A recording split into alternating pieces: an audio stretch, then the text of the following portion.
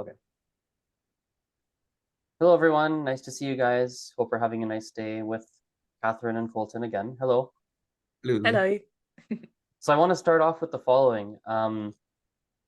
So Catherine, Colton, and I were talking about how this podcast is a lot of fun for us, and how we probably could sit down and talk for longer than an hour and a half or so, pretty easily.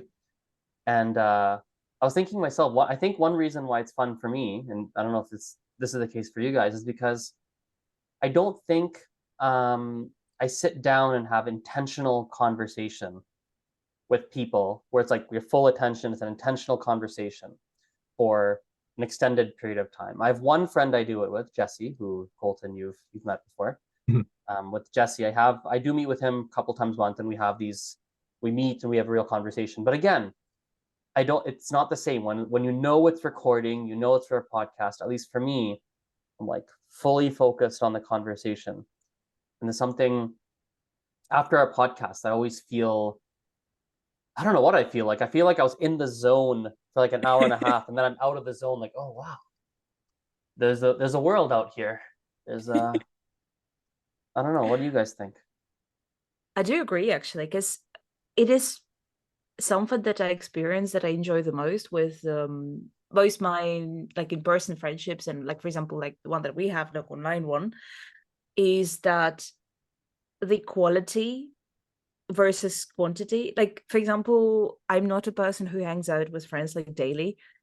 This is something that drains me quite a bit, because if I don't have like a proper reason why to hang out with somebody, it's usually difficult for me to just like sit there and talk. But for example, the podcast format is a little bit like, still you will get something out of it, because you will have a conversation, you will have a question answer format. Everybody is going to be, as you say, focused, because obviously you can't be, for example, on your phone or I don't know, doing like a different thing for work at the same time, which always like often happens when you hang out with people without an intention, I guess, which is also good. Sometimes you can just be like alone together, and that's also fine.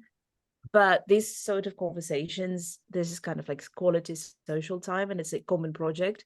And this is how I view friendships to be the most fulfilling, I guess, when we have like a common thing to do. So I don't know. That's that for me. I think to me, it's really fun to just get to sit down and then have this kind of social hour, like just a time where that we can just get together and talk about anything. Because I think you're right. I don't know, you never really do get a time to just sit down and then only have a conversation most of the time. In our day-to-day lives, at least with me especially, conversations just kind of pop up just whenever. You run into a friend or you run into whoever, and then it's typically only about maybe 5 minutes at most. But with this, it's kind of like you get to sit down, and then you have to talk for a specific amount of time, but there's no set goal, so it can just like go anywhere. And I think that's what makes it fun for me, is just, I don't know, it's Yeah, interesting. you're locked in the Zoom room at least for 90 minutes, Colton. You can't leave. Yeah, We can't go shorter. We must. If we run out of things to say, then we must oh, sit here in not that. silence and stare at each other. It's different Yeah. because if I were to have Never a, the case though. it's like if I were to have a engaging conversation with my friend, there's not really that, not that there's an obligation here, but with my friend, there's really no obligation. So I could just get distracted by my phone way easily. But with this, I just feel more engaged in the conversation. So I agree. And is it because it's a podcast and it's recording, so it's going to be public, or is it because I think just the simple fact that we're kind of agreeing on a time and a place to like get okay? together, and just, it's like structured but not too structured, if that makes sense. Mhm. So I think it makes it very interesting with that. It reminds me of how I feel with my assistants. I have someone that she's my assistant now. I've had different assistants over the years, but Mhm. they've usually just had very small, minor jobs on the side. They'll take like one or two small things off my plate, whereas right now I have an assistant who takes more off my plate than I've ever done before. Mhm. And I share more. I guess I share things with her about my professional or personal life because she needs that information to then do her job. And there's something about, how do I say this? Because I get there's someone else paying attention to my life, because it's actually her job to pay attention to my life. Mostly professional. Sometimes there's a couple personal administrative things she does, but mostly professional. But there's someone else paying attention to it because it's her job to pay attention to it. There's something about that makes me pay. It's not that it makes me pay more attention to it, but there's a different dynamic. So it's like if you're talking to your friends, you're having a conversation, and that's great. But here you're having a conversation, and there's almost like this imaginary third party watching it. Although there is not really an imaginary. There's a very small number of people, hundreds of people, 100+ people that actually do listen to it. But still, even like while it's recording, I almost feel like it's like this microphone on me is listening. It's there's something about the format that makes you just focus a bit, I guess. I don't know why. It's a good sort of focus, though. It's a good focus, yeah. In a sense that, like, for example, what I used to experience on stage and this kind of things, obviously that's why I enjoy personally public speaking and stuff. People do look at you and it's all scary, and they can notice that you, I don't know, afloat and you're vulnerable and this kind of stuff. But still, it is easier to feel the, so to speak, like energy exchange when you know that it's for a reason. Because you know that this is going to be recorded. You need to mind your language a bit more, maybe, because it needs to be somewhat interesting for people to speak, to listen to, I guess. Although it's kind of random and fluid, but still, I don't know. It's quite curious. I'm enjoying this. That's interesting. I don't think about making it interesting. That doesn't cross my mind when I'm recording. I don't think, it has to be somewhat interesting for people to listen to. That doesn't cross my mind, personally. I think it's a personality trait that I do possess, because, well, I guess I'm in a way always like a performer before anything else. So I do perform what I teach. Well, perform, obviously. I play a character, so to speak, of an educator. I play a character of, I don't know, shopping assistant at the moment in the shop. Or like here in the podcast, for example, I play a character. Well, it's not a character, it's also me, but in a sense that, like, I play this role of doing this thing. And to me, it's kind of the ongoing thought process of how I behave almost always in all the different situations. And since this is like purpose driven and we're doing a podcast, I do have it at the back of my hands. Oh, it has to be somewhat interesting, or it has to at least interest me, because if at least I am interested in what I have to say, and obviously I'm genuinely very interested in what you guys have to say, because that's a given, because otherwise I wouldn't have been here. But I don't know, a little bit like that. For me, when I'm kind of feel aware that we're being recorded, that's when I kind of start to stumble and whatnot, or feel like a kind of a pressure to come up with something to say. And when that happens, it's like, what do I even talk about? But then after about 10 minutes or so in the podcast, I feel like we kind of forget, or at least I forget, that there's an audience, and I kind of just roll into the conversation and then wherever it goes. And so at first, knowing that there's an audience kind of does make me a little bit nervous, because I'm become more self-conscious of, am I enunciating everything clearly? Am I making sense? Is this whatever? And then once that kind of awareness dissipates with the conversation, then I feel like I speak more fluidly and more gently. Right. Very cool. Well, today we're going to be talking about Catherine's life. We talked about Colton last time, and he told us all sorts of interesting stories about drinking Slurpees, going to the what was the gas station called again? Town Pump. Town Pump, and all the different interesting concoctions that you made, and your toothpaste with whatever else it was. I can't remember. Eating toothpaste or drinking toothpaste. My weird childhood. And driving up and down the very small town of Cuphead. driving around. I don't know why you didn't leave, but as in like leave and drive up and down in other neighboring towns. That's okay. Today we get to talk to Catherine. So Catherine, where should we start? Should we start with your childhood? Maybe I don't think I'll beat the stories though. I don't think I'm as hilarious as Colton though. So I think in comparison it's going to be a That's bit okay. more. Well, we'll see. We'll see. I don't know. I so the childhood. I I was born in Russia in St. Petersburg. So it's one of the, well, almost everyone knows where that is, but just in case, it's like one of the biggest cities, and it used to be a capital for a while. And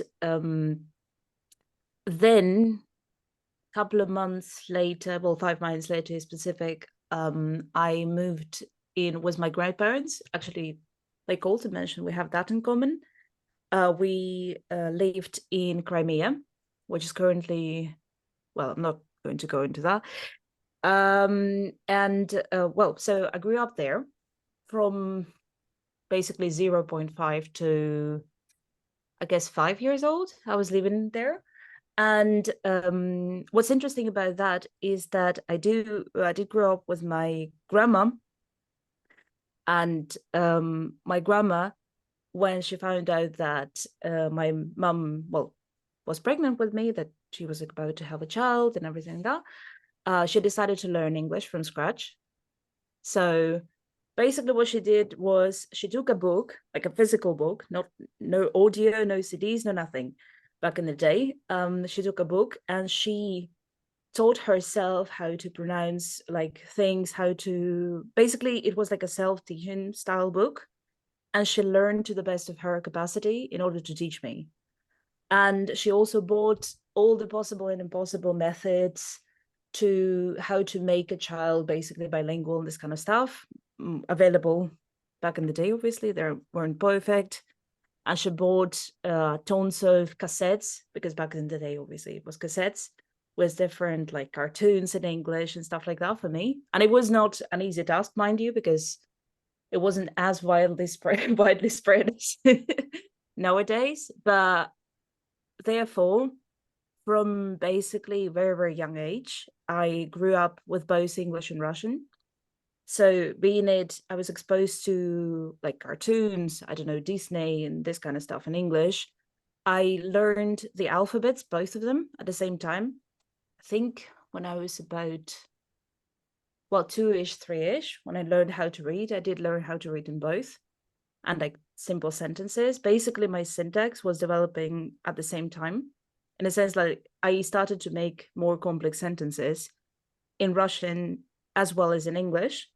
Obviously, I only could speak to my grandma and like all her friends who were finding me amusing, and a little English club that we had. But it was quite an interesting experience for me, I guess, because I loved it. It was like a game for me. It was the favorite thing of mine to do. I enjoyed that. It was something that was genuinely my hobby. And how I know that is because we had this well, back in the 90s, we had cameras, the massive ones that one of your relatives would have and like go and film you everywhere. And you could see little me, like, I don't know, going around the house. And actually, Azrin reminds me of you, like pointing at stuff and naming them in English, trying to just speak English to like everyone who comes around, and to perform in front of them, I guess.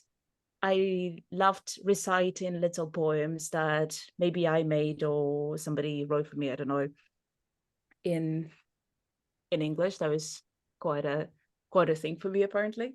I don't remember any of the purpose because I was very tiny, but luckily I did have the the visuals for that. And I also used to speak Ukrainian, apparently, up until the age of 5. Well, speak to the best of your capacity, obviously, as much as you can speak when you're 5 and stuff. But because my great grandma, she only spoke Ukrainian, as in my grandma's mom. She was a Ukrainian speaker, and she spoke Ukrainian to me, and I spoke back to her in Ukrainian. And I have no idea how, but I did sort of. Well, I still can speak it if I try, because it's somewhere is there in my head somewhere.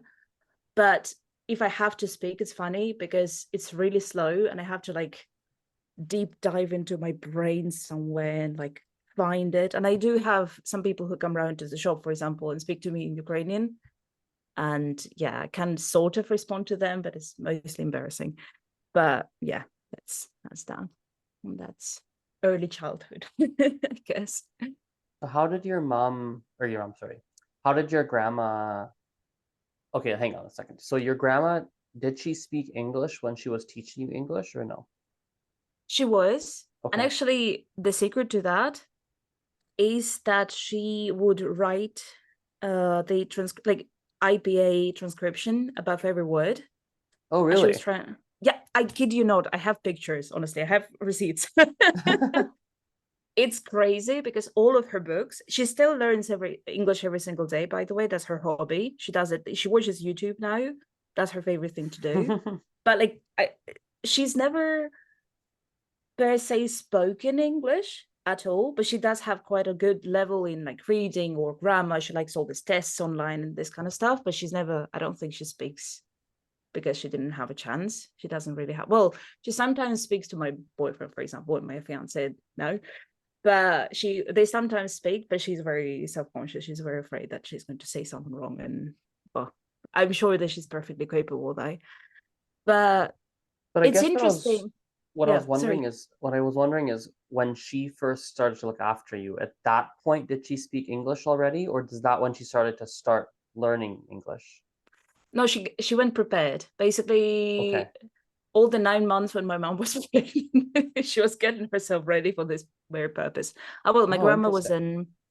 was a kindergarten teacher back in her day before she retired, and she kind of had this whole goal of me becoming a fluent speaker of multiple languages and very developed. And she basically took it upon herself to, well, she stayed at home. She didn't work back in the day because she was already retired, and she will spell like all day, every day with me for the sole purpose of me to get developed or whatever. And I guess Hmm. that's how it came to be. So learning languages has always kind of been with you. Yeah. No, and it has always been fun to me, I guess, because like I never associated with it was a chore necessarily. It was kind of like a treat to me, rather. So I guess that's why I've never, like, she never had to sit me down and say, no, you're learning English. No, no, no, no. It was just like a game or something like that. Just like, it was quite cool. Hmm. And then I came back to St. Petersburg because I had to start school. And I started living back with my parents. And from 6 to, well, to when I finished school, obviously, I was studying in St. Petersburg in a school, and it's very funny. That's how I know Spanish, because well, in St. Petersburg, it's quite typical to have a school devoted to a topic. Like, for example, there is a school specializing in physics. There is a school specializing in Spanish. There is a school specializing in Japanese. There are like all that, but anything and everything. It's a big city, so the opportunities are endless. And my family chose Spanish one because it was the closest to the house. So great. Like, it wasn't my choice. It was kind of destiny for me to learn Spanish.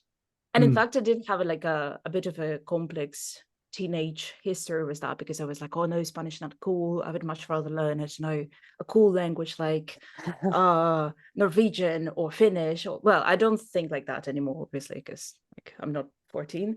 But but I had this kind of like, well, I didn't get a choice in what I learned, so I would much rather like choose myself, but my mom chose for me and stuff like that. But well, yeah. Hmm. Uh, Interesting. that's how I learned Spanish ever since I was 6, because it was the primary language in school, and we learned it throughout the whole system. I did study. I think it's quite interesting for people to hear how like different education system works and this kind of stuff. I don't know. See, I do think about those things. I was like, what? How can I make my life interesting for people to like listen to? Because otherwise it would be just me ranting. But like, for example, we have I don't know if it's any longer like that, but back in my day it was 6 days a week. including Saturday. And we had 3 hours of Spanish a week. We had something that is called Spanish culture, a separate subject, Spanish literature, separate subject. Separate subject for example, how to be a tour guide in Spanish. Like how So to talk funny. about Little it's like 6-year-olds being tour guides. well, to be fair, it was not from six, it was gradually introduced. Like every see. year you had one more like language subject. Then we had English, and I remember actually enjoying all those grammar drills that we had in English. In my English teacher from 6 to, well, primary school, basically, she was very strong, but she was super demanding. She would just like tell us you had to do this grammar drills and you have to do this and that. And everybody else, I think, disliked that a little bit because it was a lot. But I enjoyed it. It was my favorite thing to do. I was coming home, I would do my English homework first, all the grammar drills. I would write everything by hand, crazy like that. And I don't even know what was the pleasure in that, but somehow it was for me. But yeah, that's how I speak the way I speak, I guess. We even had at some point in one of the classes obligatory subject of Spanish dances. You had to learn Spanish dances, and you couldn't skip this class. It was in Russia. We don't really have like subjects that you can choose. There are like 1 or 2 tops, but mostly all of them you have to go. Like for example, and up until class, like the last class, you have to go and learn all the subjects. Like the fact that the school focused on languages doesn't mean I didn't learn physics, chemistry, biology, all this crazy stuff that actually you had to still be passing. Like you can't, for example, in Spain, I know that they can choose more science focus or more like art focus, for example, and you can choose at some point. No, we didn't have any choice. We had everything. It's quite demanding. Did you want to ask anything, Colton? So you took Spanish throughout all of primary and secondary in Russia, just kind of different. So I mean, I'm sure at some point you kind of did become fluent. So after that point, were you just practicing or just kind of developing in different fields with the language, or what did the classes look like after a certain point? Because I feel like after a certain point, you're not going to really be learning grammar or vocabulary as much. It's funny because I think there is like a gradual program that exposes you to like different sorts of language and things of the kind. So I don't think at all that I became fluent up until I took my first job in Spanish, I guess, because it was not focused. Yet again, we spoke about it a lot with you guys. Like it has never been focused around fluency necessarily. It was around your overall knowledge of the language. And what I mean is that I remember very vividly in my last grade, I took some private lessons with a very well-known teacher who then became my teacher in the university. And well, she was the director, and she hopefully still is a director of the Department of Spanish in the university, well, St. Petersburg State. Which kind of like, if you study in St. Petersburg State, it's kind of saying like, oh, you Harvard and Cambridge or whatever. So yeah, she was quite a big deal. And I remember the first day, she asked me in Spanish some questions, and I could perfectly answer to her. It's like, what do you think about cinematography of Pedro Almodovar? And I would just speak about that fluently because that's one of the topics I learned at school, and that was my comfort zone. And then she's like, okay, what's your mom's face like? And I'm like, what do you mean? She's like, well, does she have, how would you say, and she would say in Russian so that I translate, how would you say my mom has long eyelashes? And I'm just sitting there like, oh, I have no idea. I've never said that in my life.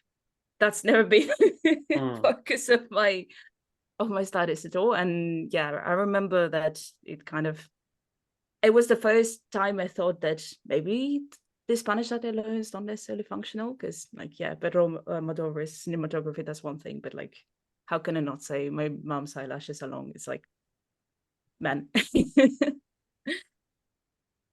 I just realized that I wasn't able to say that either, so I had to look up eyelashes. Curiosity. Like you've unless you encounter the moment, I guess you would never like by yourself just randomly learn how to say. So everybody listening, go look up on your language how to say my mom's eyelashes along. So did you say you took 3 hours of Spanish a week? Is that what you said? In elementary school? 3 hours of Spanish language plus 1 hour of Spanish literature in Spanish, 1 hour, I don't know, Spanish culture in Spanish. And that's that kind of stuff. from 6 until graduation. Basically, yeah. Only Well, and 4 then hours. something like that. Yeah. Something like that. But the thing is, you would learn what the program allowed you to. Mhm. It's kind of like it's not focused on, I guess, diversity of the content, but more so the grammar focus or the focus Right. of like important topics, which is like arts, I don't know, science. So then how did you okay, so I have a two-part question then. Let's actually start with English. So you did basically 6 years of English, full-time English, let's call it, with your grandma. And then into a Spanish-focused school, which still was mostly in Russian, really, because it's only 4 hours-ish of Yeah. Spanish a week. And it's not even really teaching you to be fluent per se. It's not the main goal. So then how did you, because you've told me, not in the podcast today, we've told me many times in the past that you consider Russian and English to both be first languages. So how did you keep learning English past 6? Because, well, first of all, we did have classes in school, but second of all, I kept consuming content in English mostly. Okay. And I said all the whatever media. I used to have pen friends ever since Omegle became a thing, because I kind of, it's interesting to think about. I've never thought about it. Yeah, cringe. No, I was just thinking of Colton's Omegle stories yeah. from last week. That's what I was thinking Oh, of. yeah, both of us Bring up guilty. Angle every video. It's so weird for Maybe like you a met on teenager. Omegle. You don't even know. Maybe you met We don't one even day. know. Yeah. But I guess it stems from, I've just realized, I don't know, Colton, I'm actually going to ask you that, but it stems from the necessity of finding somebody who would speak that language that, like, I enjoy speaking English. For example, for me, it was a need to find somebody who could share that with me and who could like share the communication with me. So it didn't matter that it was just random people on a Omegle, because I didn't have this in my surroundings necessarily. I didn't have friends who could like fill the void that for me, and I would have pen friends from there easy from the age of, well, teenagehood. And I did go to, for a couple of months, I did live in Finland Oh. in a language exchange. So basically what the schools did, their school, the people from Finland, their school taught most of the subjects in English. But I don't know why, but that was the case. And they learned Russian as their language, and they did a little exchange, so they could go to Russia and like learn subjects in Russian, and we people who learned English could go and live there and basically, well, spend some time and learn all the subjects like math and whatever in English. And it was very science focused, I remember. And I think that was the first time that I realized I can speak fluently, in a sense that like I was in a setting where there was no other option either. All of my friends would speak English and everything like that. And I just realized it's like, oh. And I just started speaking to people and it was all fine and dandy. Nothing happened, no one died. And I think things then, because I did maintain the friendship with all the people from that high school as well. We would like chat daily pretty much and this kind of stuff. That's how I started thinking in English as well, ever since I was, give or take, like 15 or so. So by Wow, interesting. now, yeah, because I was so invested in that. It was something that really, really was my hobby and was something that I really enjoyed. And I was keeping on finding these friends that I could talk to because it was kind of a necessity for me. I don't know. Interesting. I really relate to that because I've done the same thing, but with Spanish, and that I found like bunch of random people online to talk to in Spanish. And for a time, I'd have various friends from, I don't know, Argentina, Venezuela, Mm-hmm. España, just like everywhere that I would just practice my Spanish with. I don't believe I've talked to any of them today because I'm really bad at texting. And so I just don't really keep on texting. But yeah, I think I definitely did the same thing that you did in It was kind finding. of a need, isn't it? It was kind of Yeah, like, because this all because this energy went nowhere. You needed to. when I first started learning Spanish with you, it was all fine and dandy because I wasn't really that good at the language in the beginning because, you know, it takes you some time to build up vocabulary and grammar. And then once I kind of got that, once I learned the vocabulary and the grammar, felt like I had nothing to do with it. I had all the Spanish knowledge, but no way Yeah, to use it except for the songs, I guess, understanding songs and TV and whatnot. So I think that kind of drove me to find some Spanish yeah, speaking. yeah. Interesting. I don't know. I've just realized it now as well. This kind of like you have all these things built up.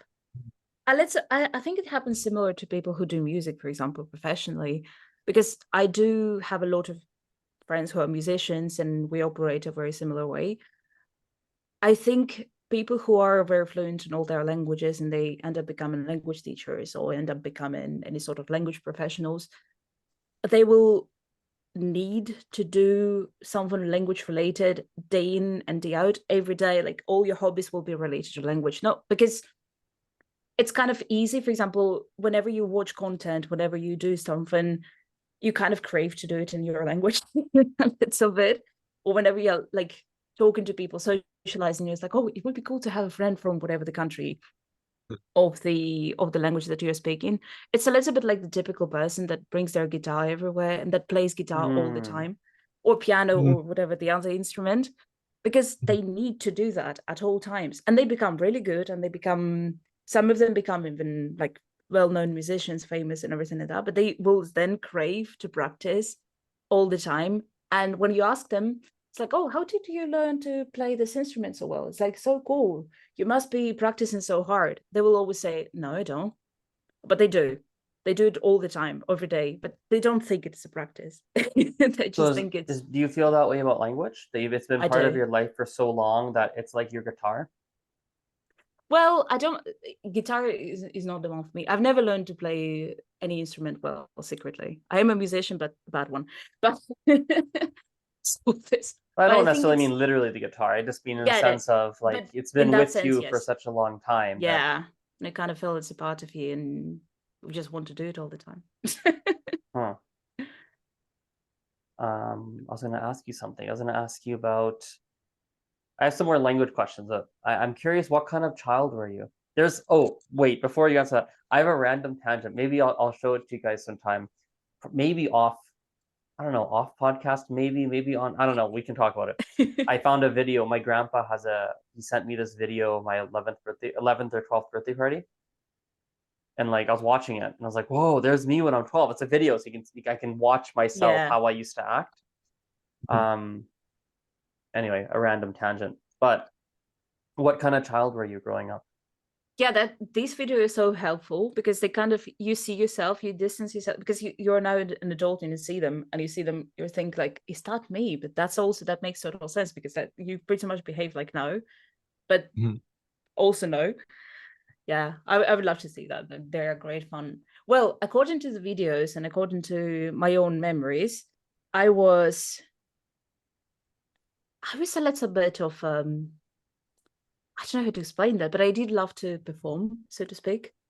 I would like to, like, I sang in front of my parents all the time, and I would like go about my day singing all the time, and I would go about my day trying to recite stuff all the time, and I would just like a little bit, but at the same time, I didn't necessarily.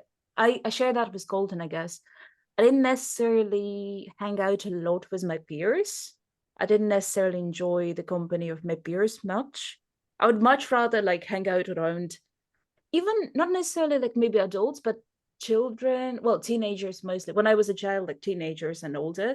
And now my friend groups, they are barely my age. Like I have some friends of my age, but they're almost all of them are older as well. I don't know why, but I kind of like enjoyed the company of people who are older than me for some reason. But and also the kind of like this whole as a kid I was a little bit of like a performer, I guess. Former. Well, I would just like enjoy. I don't know if you guys ever done that. I hope you did, because otherwise it's embarrassing. But like put on a show for your parents, you know, like sit them around and like play a theater, like sing for them. Yeah. I hope people do that. I Now don't think looking I back, did it's that, like, but people, I don't think I did, but I know people that, I've seen that on TV rather. I've definitely seen it on TV. that was me. I remember doing that when I was like 6 years old, just coming up with whatever, and then like, Yeah. look what Yeah, they just like that. Well, I mean, I guess it's still a great part of my personality. I just do it a little bit more overtly, I guess. Because when you're a child, you just unapologetically yourself. No, it's like you want to perform, so you just grab your parents, like you will sit them around and like, okay, well, that's this new song that I learned in English. Wow. What's the first Exciting. song you remember singing? English or Russian? Ukrainian, actually. I did Or used to love, Ukrainian? and Okay. I still do, because my great grandma, she was a choir singer. Actually, there was quite a famous choir and everything.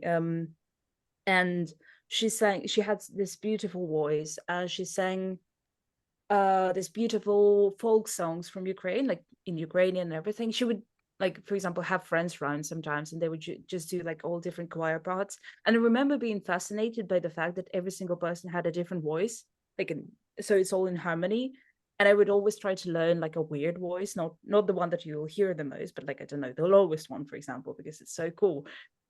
And yeah, I still remember some songs, to be fair.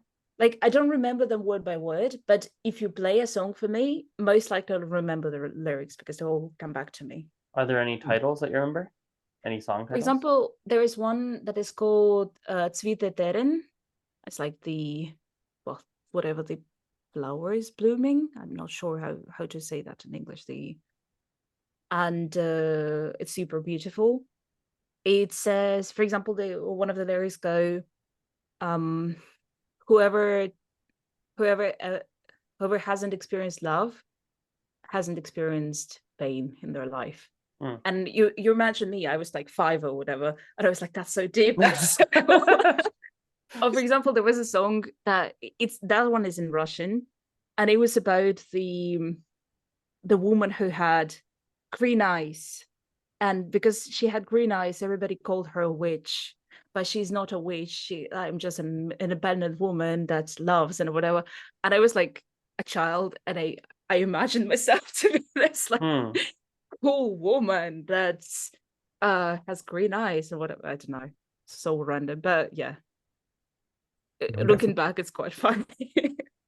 I remember just like feeling very kind of touched in the same way that you were, like when you were a kid listening to these songs. Like when I was listening to the lyrics, I'm like, wow. But it's like, what did you know? You were 6. Yeah, no, they are very deep. To be fair, like if I listen back to it, like it's essentially a very deep, like folk Yeah. music. I do enjoy it, but like when you're 6, what do you know? You know, it's What is your experience with that precisely? That's true. How does a 6-year-old know? Nothing. They know nothing. But well, you kind of feel, I guess. You need to feel this. Besides, these are the songs that they were made for like adult women choir and everything like that. So obviously, they were like about, I don't know, forbidden love, or like you fell in love and it wasn't responded, or I don't know, it's about war, or it's about suffering, or it's about something like deep. And obviously you're 6 years old and you're like, yeah, I feel that. That relates to me. That is I think about maybe me. they can relate. Like, because I watched there's this comedian named Theo Vaughn. I really like his content. He's funny, but then he also has like a call-in show, and people call in with all sorts of different things. Theo used to be a drug addict, or was drugs or alcohol, one of the two. I can't remember now. But anyway, he's an addict, and so sometimes he gets people who call into a show that are struggling with addictions or things like that. But he also has people. He brought his nephews on to his podcast, and they're like 12 and 8 or something like that. and they're like sitting on the chair, and he interviews them like as if they're adults. He has some real questions. It's a real conversation, but with children. And there's one time where I think it was like a 7-year-old or 8-year-old or something, or 10, like a child is called into a show, and he's talking, and the child is talking about, yeah, I got this guy in my class, and I paid him money to go beat up this one guy, and now he wants to increase the price on me. This is $3 the first time. Now he wants 10, and I don't know what to do about this. And I'm listening to this, and I'm going like, wow, this is not my life, but I can relate to this 8-year-old. Like I've never paid a hitman before. He's paying hitman when he's like 8. No, but it's like but but it's the same. Like I can't personally relate. I've never paid someone to go beat someone up. But that concept of that type of struggle is something that an adult in a different life could also be going through. Like, you know what I mean? Like there's something, maybe there's a way that children relate to adult topics, but in their I own guess way, so. I don't know. I remember another like adult topic that I hope I'm not going to get back in my hometown, back in my home country necessarily cancelled for, but well, hopefully. Don't worry, we're not a big enough podcast to get cancelled. Yeah. Anyone. Imagine. No, but for example, I do have a tattoo on my back that represents a blue moon. And the reason behind that is because there's a queer artist in back at home who came out as as gay back in the 90s or something like that, and he had this song about blue moon. So it was like, and ever since everybody was like use blue moon as an euphemism for that. And I remember since, well, I'm myself bisexual, for example, and I've sort of always been, in a sense that, like, how like you watch films when you're a child, like Princess and Princesses, whatever, you kind of like figure out that I was always wondering why there is no like princess related content, like why it has to be a prince all the time. Like was something like that princess with princess. Yeah, like I've never realized why that wasn't the case. And back in my head, I thought that's because it's only me. Like nobody else in my surroundings obviously spoke about those things, or I remember thinking that it's just me in the whole universe. Nobody else thinks this way. And I remember when I heard about this Blue Moon song, I was like, okay, that's me and this guy. 2 people. Good. It's like 2 people in the universe who think this way. Great. I'm not going to tell anyone. That's a big secret, but there are 2 of us. That's good. That's great. And I remember still the feeling behind it, because it was such a big deal. Everybody was talking about, oh, this guy was the blue moon, whatever. And, oh, shame on him, whatever. And I remember like secretly thinking about that and thinking, oh my God, yeah, that's just me and him. Oh, well. Because you didn't know anyone else. No. And, well, unfortunately, that's a big deal even now back there. And, yeah. Hopefully my grandma is not going to listen to that. It's like casual coming out. Oh, well. Yeah, something like that. But I did understand what the whole thing is about, though, even though it was just like blue moon or whatever. And that's why I had the tattoo, because it's a part of me, and it's something that I also relate to. And I don't know, I think it's very brave what he did back in the day. I don't think it's going to be for a while the case for my country, where people will be able to like just openly speak about those things. But yeah. Hopefully no secret services that listen to that. Then when I go back home, they're like, what is this tattoo? What does it represent? I was like, that's aesthetic. There's nothing. It makes nothing. It's just the moon, nothing related to anything. Yeah. You were saying something, Colton, I think a second ago. Oh, so it sounds like music's really kind of a big part of your life, and that just remember, sorry, brain fart. That just made me think about how Aslan would tell me, like when I first started to take Spanish, I remember I had a choice between 2 Spanish teachers. There was one, I don't even remember her name, and then he told me about you. He said, yeah, she reminds me of you, and then just the way that she does things. And she also used to be like in a rock band, and I was like, what? And then I just never really got the story behind that. So would you Oh, mind? Yeah, I also yes. don't have the story. I would love to hear about your rock band days. Yes, I wanted to All know right. this for years now. All right. All right. Here it goes. I'll even take off the mittens. That's the Okay. important part of it. Okay. Oh man. It was arguably some of the best experiences for me because okay, well, I started all right, how do I start even? It will all sound crazy and make no sense. Well, so when I was 13 years of age, there was this popular thing that everybody was into in Russia later than in mainstream West. But I guess for me, it was like a very new cool thing. It's like to go get into like subcultures. Somebody was emo, somebody was like whatever. I really was drawn to the aesthetic of like goth. And I was like, oh my God, that's so cool. I'm going to be a goth. I told my mum, I was like, Mum, we're going to buy clothes and stuff. I'm going to be a goth. She was like, what?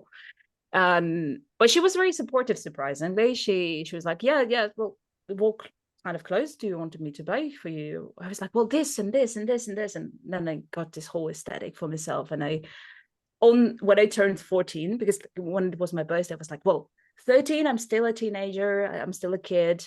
No, I'm still a kid, but 14, I'm a teenager. I can do like cool stuff. I'm going to be a goth.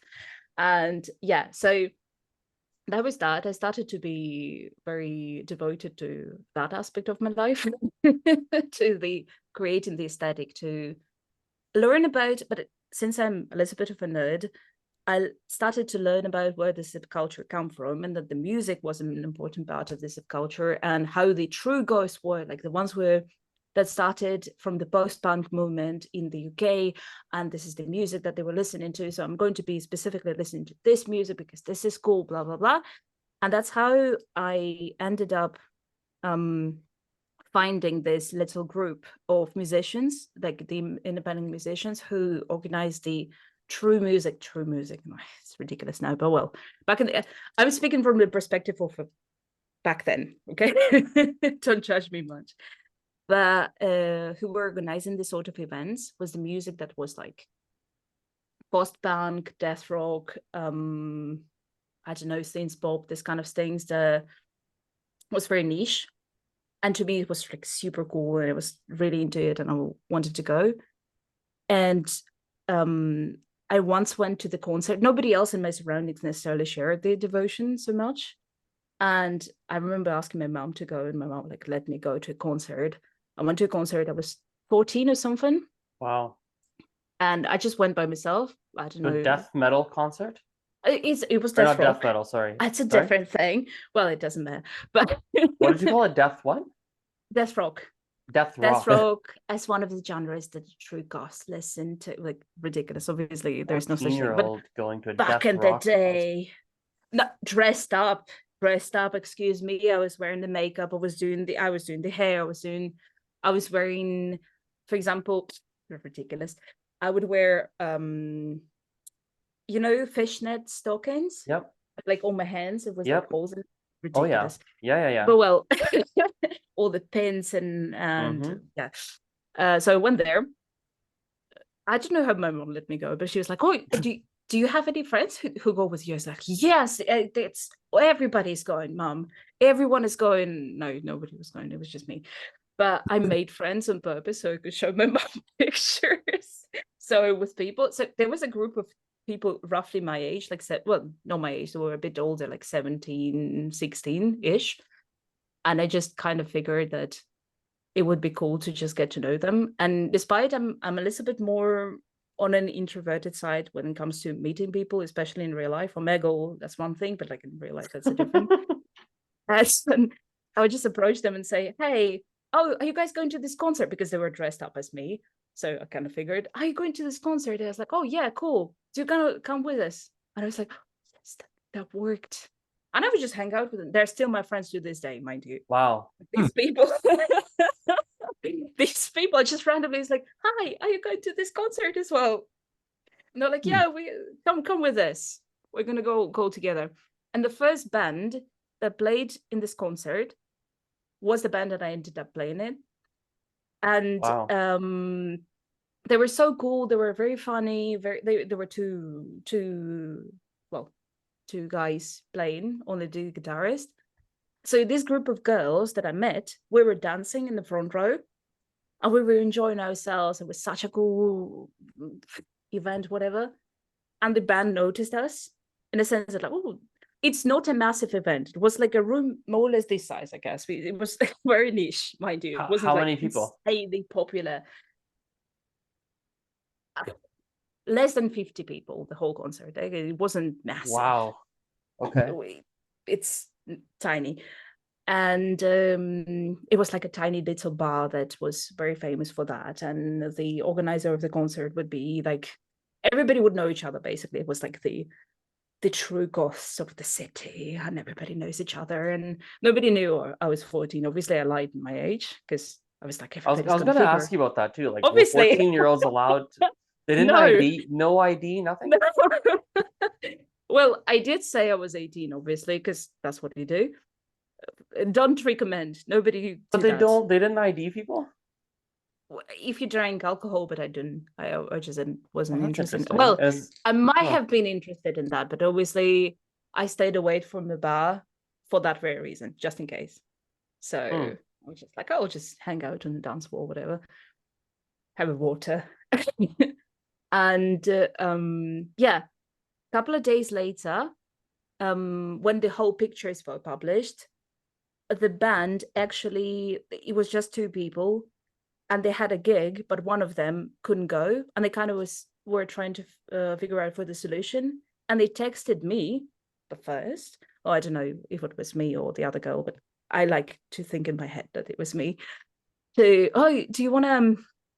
Because obviously they knew nothing about us. They just saw us on the picture, and we were tagged, and they just like texted us. And obviously on Russian Facebook, I didn't have any age or anything like that, so they would text me and a bunch of other girls. I know, not the number, the Russian Facebook thing. Okay. I see. And they just like texted us, oh, well, we're kind of like thinking about doing this band thing, and if you were interested, I just like kind of like, you could come audition, whatever. And I freaked out. I was like, well, that's a grown-up man texting me. No, I'm not going to any of that. Obviously, I said no. The first reaction, I was like, I don't know who that is. But then my friends did say yes, and nothing happened. Well, the friends that I met that day said yes, and nothing happened to them, and they did end up being in a band. And I was like, I just missed the opportunity because that. And then I went to their concert because we became closer and closer with these girls that I met, and they would like have gigs as a part of the band already, and I would go to the gigs of the band, and it was so cool, and I was super jealous. And eventually one of the girls fell out with the band, and that's when they texted me again. It was like, now yes. Now I know they didn't have any bad repercussions for that, so I can safely say that I'll now be in a band. And I've been in a band from 15 onwards, basically for 7 years. And we recorded, okay. Yeah, we recorded 7 albums. Wow. We toured Siberia. We had multiple changes in our. I was the one who arguably stuck out the most with the band. I'm still friends with most of the members of the band. That there was like kind of like ever changing movement of them, but I'm still good friends with them. And actually, all of my tattoos, for example, they're all made by my former band member. And they've moved to Portugal, so they're fairly close to me now, and we're secretly planning on like reviving the band. And one day we're going to. Well, the band still exists. It's just not me who is the singer there anymore. And how popular is the band now? Quite popular. How could I say? So there are at least, give or take, 3,000 people in the world who know the band. That's about it, I guess. If I had to estimate people who heard my voice as a member of the band willingly, I would estimate about 3,000, I guess. Are there videos of you in the band, like singing on YouTube or anything? I guess you can find some. As in the official, they did delete it from the. Oh, not all of them actually. But my band member, he tends to reinvent himself all the time, so he kind of deletes all the music videos or like music or whatever that he doesn't like all the time. The albums are still out there. You can hear my voice perfectly well. I think there are some fan videos. I can't believe I'm saying that, but there are some videos of people who recorded the gigs. I'd love And to see like 18 or 7, whatever, like younger you rocking. I would love it. So cool. man, it was a different persona. That's If I exactly what would tell be cool. you, if I tell you about my life from like when I started in the band till when I immigrated, essentially, because I would have continued, honestly. That's the only thing I regret about leaving my hometown. And well, apart from actually my friends and family, whatever, okay, nobody get offended. But the thing that I regret the most is to have to leave the band. Actually, my first year of immigration, I had some savings, so I could travel back and forth all the time. And I did do gigs. For the first year I was living here in Spain, I would just travel for a gig. Spend ridiculous amount of money to earn nothing and to be on stage. Really did enjoy that. I really have to pee. I'm just gonna pause this for a second. No worries. 1 second. Sorry. Okay. Okay, we're back. Yeah. So I was doing the both things at the same time. I was at the same time like, I don't know how now, because I need to take a nap after like anything I do because I have super low energy now in the day. But back then I would study at school and I would get really good grades, like put a lot of effort into my schoolwork and stuff. I would have a band. I would then start my first jobs, for example, as well. When I started my first job when I was 17, I was an interpreter already, and that's a crazy story in itself. But well, I was doing that. I was teaching as well, probably since the first year of the university. Then in my last year of the university, well, the year before in my last year, I decided to immigrate. So I decided to make money for that, obviously, because like that's not free. And I would work as a tour guide in summer. And I worked my last year in the university. I also worked full-time in a hotel, and full-time meant that I would work 24-hour shifts, then go to university, then have a rehearsal with a band, then like, I don't know, go and teach in person, this kind of stuff. I don't know how I suppose, honestly, don't ask. Whoa. But I just had like this crazy schedule, doing everything all at the same time. And I don't know, not necessarily, I don't think it's a bad thing though, because I did enjoy everything I did. So that's Wow. That's really cool. So 7 years in a rock band, and then you moved when you were 22. 21, but the 21. last year I was still an active member of the band Where because did I would like you, go is that back when and you moved to forth. Spain? Yeah, Then you moved to moved. Spain. Yeah, I moved to Spain was 21, I think it should be. Really? Yeah 8 years ago? yeah already. Like, yeah. Been For a some while, reason, been a I while. thought you'd only been in Spain for like 5 or 6 years. No, it was before I met you, like before I started working with Calgary Language Notes as well. It was, I worked in another company here for 4 years before I had worked. Right, that was at yeah, I remember that. You told me about that. Mm-hmm. And I had sort of a year gap during the pandemic. Well, a year-ish, kind of 6, 9 months, something like that. And then I met you, and here I am. That's the long story short. Huh. Interesting. I think I have a better kind of picture now of the trajectory of your life from where you started out to how you got here. And I think that's really interesting because I kind of knew about it. You know, I knew you lived in Russia, you were in a rock band, and then now you're in Spain as a Spanish teacher, but I never really like Yeah, knew but how they progressed from. just because I think I did the things so young. Like, for example, I can now say that I've been working as a language professional for, okay, 17. No, I'm 29, 12 years. Mm-hmm. And also, like, I'm not, so to speak, that old. to have like 12 years of working experience, of active working experience, but at the same time I do. So it's kind of like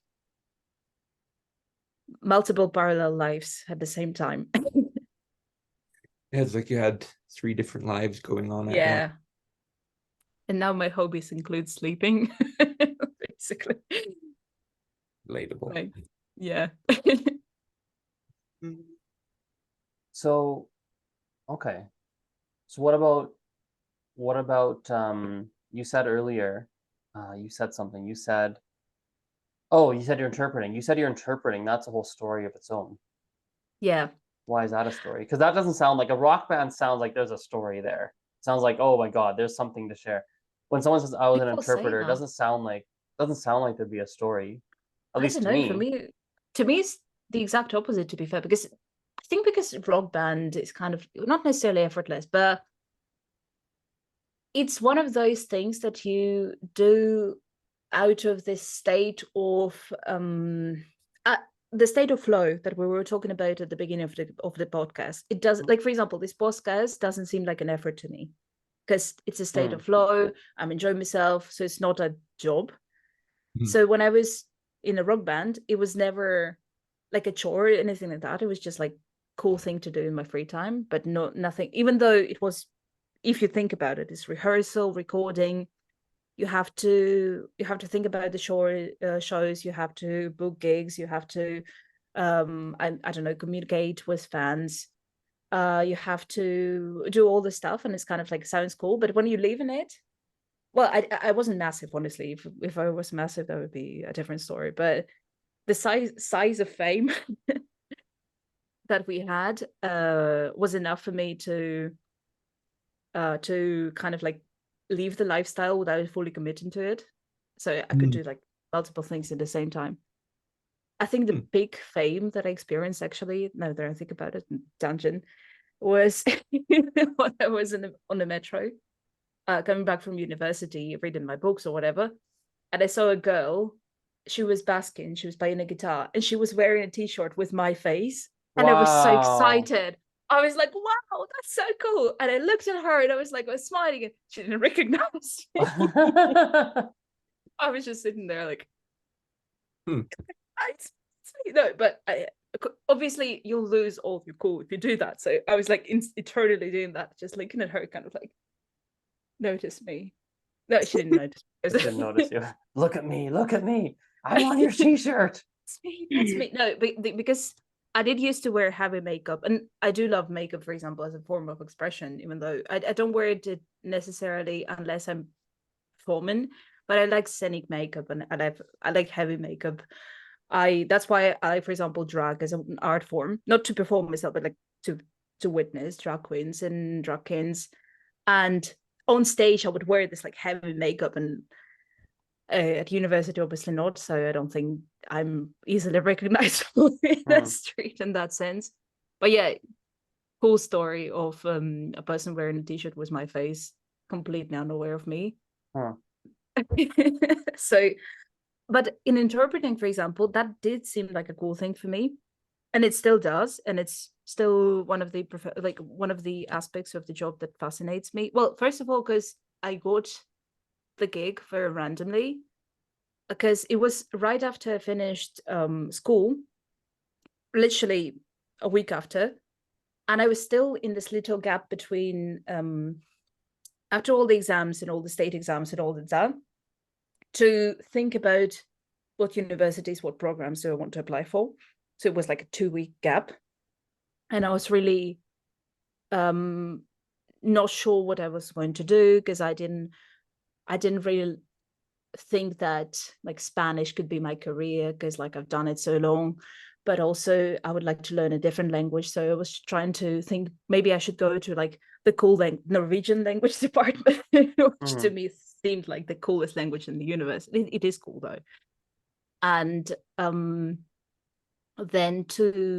or maybe to do like liberal arts and to become an artist, or to become a like professional, I don't know, sound director, producer, musician, whatever. So I was thinking between that, and the safest option was to become to go to the university with a degree of translating, interpretation, and cross-cultural communication, which I ended up doing. And yeah, these options seemed like too safe, too boring. But then when I got this call to become an interpreter, it was because the real interpreter broke her arm or something like that. And they desperately needed a person who would speak Spanish fluently. And then a friend of a friend of a friend of a friend knew my schoolmate, and they called them. And my classmate, and he was petrified, and he called the biggest nerd in the class because I was a straight A student. So he was like, no, this girl, she will be the person who knows Spanish the most in class. Not necessarily true, but and they called me, just they got my number of a friend of a friend of a friend of a friend, just called me and say, listen, can you get this job in 2 hours? You need to be in the airport, which is like the different part of the city. And I was like, yeah, sure. And I just went there without knowledge, without any professional things that I later acquired in the university. I just went there and became an interpreter without having any sort of qualifications for that. But it was such a cool experience for me because I realized that I do speak Russian, Spanish well enough to interpret kind of naturally. And to this day, I think it's one of the most tasking and fascinating aspects of cross-lingual communication is when you mediate, when you are the person who kind of like gets the message across from one language to the other, and you make these two people, eventually the goal is to forget that you exist. So they think they speak to each other just naturally.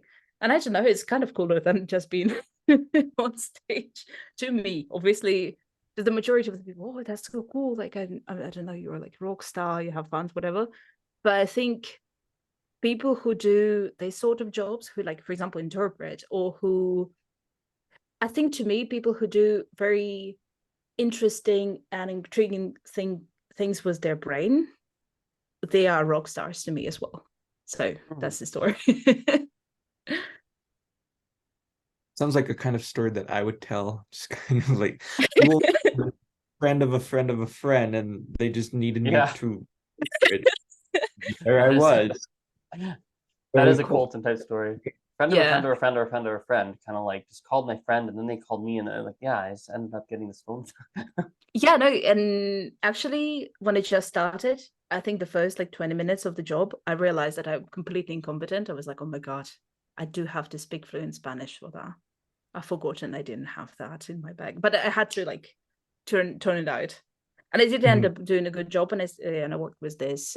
It was a school of floral art, and they would have people from different countries to host a course, and I would interpret the course for the people who wanted to learn how to do like bouquets and floral arrangements. And obviously, I knew nothing on the topic either, so I had to learn there. And I don't know how, but I managed.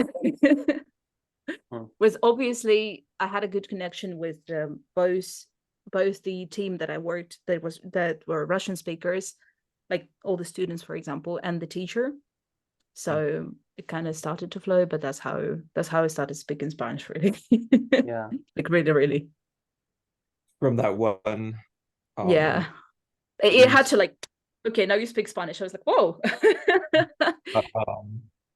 Yeah, and that's why I ended up being then trained professionally to become an interpreter, and many things that we learned in the university, I was like, oh, I actually experienced that. Oh, I actually done that. Well, I kept my mouth shut, luckily, because otherwise it would be very obnoxious. But in my head, I was like, oh yeah, I know that already, actually. So what about, kind of like, I don't, yeah, go ahead, Colton. Oh, my bad. I was just gonna say, it's kind of just like somebody just like threw you into the water without any Yeah. Right. Swim, or just like put you on a bike without training wheels, sent you down a hill, and then Yeah. Interesting. That's why I try to make my students never experience such a thing. In a sense, I mean, in a sense that like I try to get them ready for anything. That's why my goal is to have them ready for all the different types of situations, all the different types of tasks, all the different types of things, because you never know. What if you need to be an interpreter in 2 minutes? You know what I mean?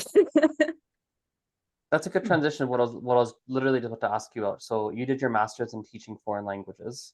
What would you say are, let's say, the top 3 or 4 things you learned about teaching, about teaching?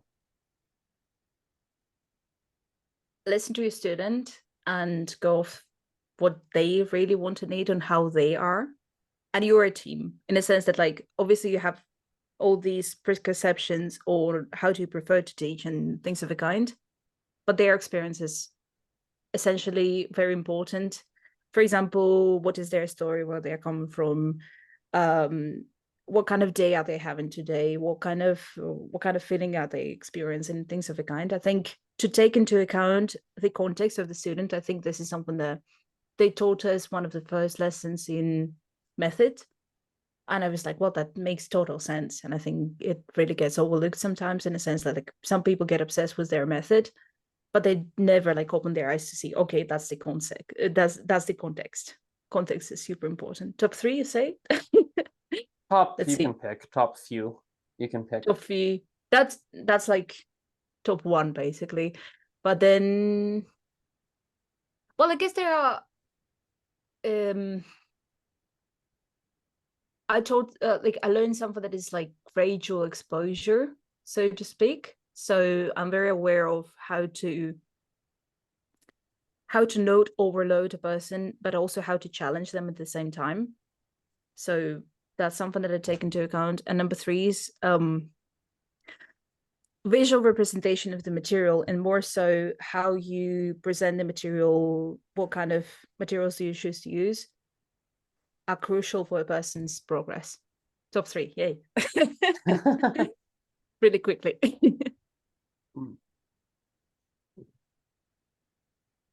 And I've always wondered how different teaching a language is just from teaching any given subject. Like, I wonder if those skills can kind of transfer over. Like, if you, as a very experienced language teacher, were to just take up teaching science, I wonder if those skills could kind of just immediately transfer over, if they're just specific to.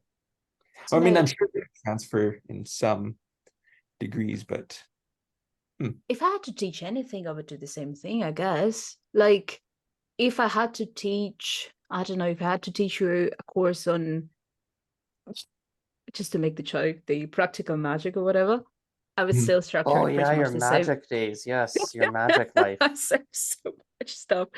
No, I mean, it's the same joke and thing, obviously. But if I had to ever teach a person a course on, for some reason, they decided to learn practical magic, I would still structure it the same way I would structure my language learning lesson.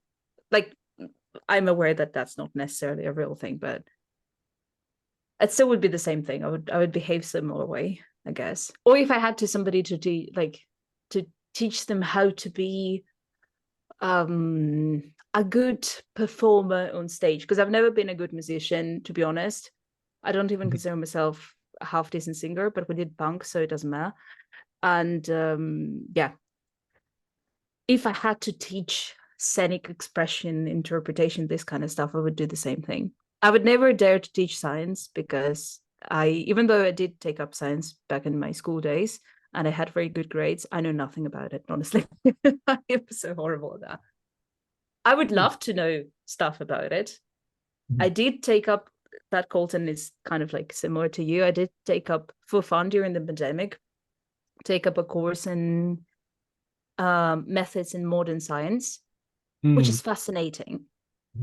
And I love learning all about it. But when it comes to like the practical task, it was like, you know what? No, I can't do any of the equations, any formulas. I'll just skip that. I'll just listen. And I wonder if, like, for me, I think there are certain teaching skills that apply to teaching anything. There's certain skills in teaching that apply to anything. But then there's also things that will apply to language teaching specifically. And then there's certain things that apply to very specific languages. So a very simple example of that might be if you're going to teach Chinese tones, like Mandarin tones, that's not going to apply to teaching Spanish, because maybe there's a couple things you could pull over. There's some methods of teaching tones that maybe would apply to teaching Spanish. Like there's some minimal pair training that might work there. But again, roughly speaking, teaching tones is not going to apply directly to teaching Spanish. But then if you go a level up, minimal pair training, right, that applies to lots of different types of languages. You could use minimal pair training for Mandarin and use it for tones, and then you can use it for Spanish and use it for two different sounds, for example. And then there's other things that are just like teaching specific. Like if you go a layer up and you go, there are things that are very teaching specific, which might be, well, when you're teaching a private class, you should, as you were saying, is your rule number one, you should take into account who you're teaching. Like you actually be, if it's a private class, of course. And that's like a teaching concept. It doesn't matter if you're teaching art, math, practical magic, or language. Practical magic. Right? Like what kind of magician am I dealing with here today? Not magician. What kind of, what do you call it? Magician's apprentice? What kind of mage am I dealing with today? Is this a yeah, please no, tell us more about practical magic. What is this practical magic? Tell us about this. What is going on here? Spicy cognitive behavior therapy, basically. It's the same, like magic, if you want to call it such. It's nothing more, nothing less than, for example, habits, the power of habits, the power of words, the words and intentions that you set out. And you may, I mean, I don't think I'm necessarily 100% a believer. I joke about it all the time. I did do multiple courses in, like, I don't know, tarot, and I'm currently doing a course, for example, on how to connect with the world. I do not preach that. If whoever is listening to that thinks I'm crazy, I'm not really. I don't think it's for everyone. I don't think it's something that necessarily exists. I don't think that's something that necessarily everybody should believe in, but I do. So what's with that? And I think it's basically a way for you to understand the world that allows such terminology as, for example, energy or state of flow or, I don't know, rituals even, but the rituals are not, I'm going to the cemetery and that, no, none of that. But just, for example, a ritual could be something simple then that you can do every day. And you can look into the mirror, for example, every day. That's magic for you. Set an intention for the day and say to yourself, I'm going to have a whatever adjective day. And then you'll notice that you'll have this whatever adjective day. If you have a lucky day, then tiny little things will work out for you. If you are going to have a very productive day, well, productive, maybe it's not a very magical word. Maybe if you want to have like a thrilling day, it may become, well, thrilling for you. So it's basically making yourself a little bit delusional enough to navigate the world in a spicy way, basically. And it's cognitive behavioral therapy, but like for spooky and witchy tones and stuff like that. It reminds me of I think it's really interesting how you brought up tarot cards, because me and my friends used to it's just such a funny topic for us, tarot cards, because even though I'm more scientifically minded and it's like they're cards, what do they know? But it's like as soon as somebody offers to like read my I'm like, I'm sitting down, my ears are open, and I'm like just listening to whatever it is they have to say. Like one of my in high school, me and one of my good friends, we always used to go to this one girl in our school. She was kind of weird, and she was very just a strange person. I wouldn't say weird, but just kind of a strange person. Yeah, I mean, a very interesting person, but she was really good at like the tarot cards. We would always like just go to her, just tell her what's up, and then she'd flip her cards or whatever, and then just tell our future. And it was always like surprisingly accurate to whatever was going on. And so, yeah, I think I mean, we're drawn to that because it's a symbolic human behavior. Music is a symbolic human behavior. Language is a symbolic human behavior. This kind of things is a symbolic human behavior as well. So I don't know, tarot cards, for example, they're all symbols and they speak to you if you want to listen. In a sense that, like, if you can read art, for example, if you can read an artwork and it speaks to you, it's pretty much the same thing as interpretation of the tarot card. And if you know a little bit about the human mind, if you know a little bit about like human behavior, if you know a little bit about what the symbology, I mean, you have to nerd that out a little bit, and you have to know what each card represents and symbolize. But then there's an infinite range of possibility of how you personally can interpret it. And I do believe in that. At the end of the day, I do believe that some people are just a little bit more prone to expressing themselves this way. And if I want to believe that somebody read me the tarot cards and it was accurate, it harms nobody. Like, in a sense, like, I do get into like moral and ethical dilemma where somebody would, for example, play with people's vulnerability and try to exploit that and say, oh, I'm going to speak to your relatives that pass away, something like that. I don't necessarily like that, in a sense that like that's a little bit in the realm of moral and ethical dilemmas. But if you want to do some practical magic in your free time and it makes you happy, then by all means, I think that's cool. Have either of you done psychedelics before? I don't need to at this point. I don't I haven't because I'm very scared of them, because I think I may enjoy them too much. That's my answer. Oh, interesting. Basically. Because I know it's up my alley. That's why I'm like, no, you better stay away. I think I'm insane enough without any addition. Okay. Interesting. Huh. Yeah, I asked because well, my answer's the same as both of yours. It's like I don't need my one friend has told me that I shouldn't take them because I have too much of an active imagination as it is, and if the stuff that I imagine would come to life, like it'd just be way too, I don't know, it would be maybe overwhelming, or Yeah. because some of the stuff that I can imagine in my head, like we've talked, I think I might have told you guys about this before, but there's something called active imagination, which I didn't know it was a thing. I didn't know that was a thing, but I've done it for years, and then I found out there's a term for it, which basically you daydream, and then you analyze your daydream. That's roughly speaking what you do. So you like just close your eyes, you're awake, but you close your eyes, and then you allow images and visuals, and you allow anything to pop in your mind that pops into your mind. Characters that pop in, people, animals, scenery, whatever it is. And then you will become a character in whatever drama your brain conjures. And I've told my one friend, a couple of friends, not my one friend, but this one friend in particular, I've told about some of the stuff that I've imagined. He's always fascinated to hear, like, so have you imagined anything recently? And I'll be like, oh yeah, I had this one where there's like a dragon. He's gonna go and burn up a house and kill this 5-year-old boy. And it's like, what? It's like, yeah. And then he like opens his mouth and this thing pops. It's anyway. And he's always fascinated. And then you interpret whatever you imagined.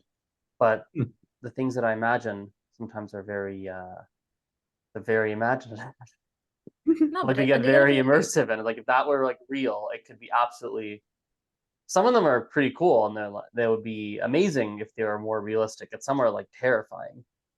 Yeah, no. That's why that's my answer to this question, for example, because I do relate to that. Like I go on this, like I can get myself into, well, as a witch, obviously, can get myself into a state of trance. Basically what you do is you meditate and you kind of like zone out a little bit and like derealize yourself enough to see this imagery and to like go on a shamanic journey or whatever. I never use anything for it because I know if I do, I don't know what's happening. Like I can do it without it. And I think I tried like weed once or something like that.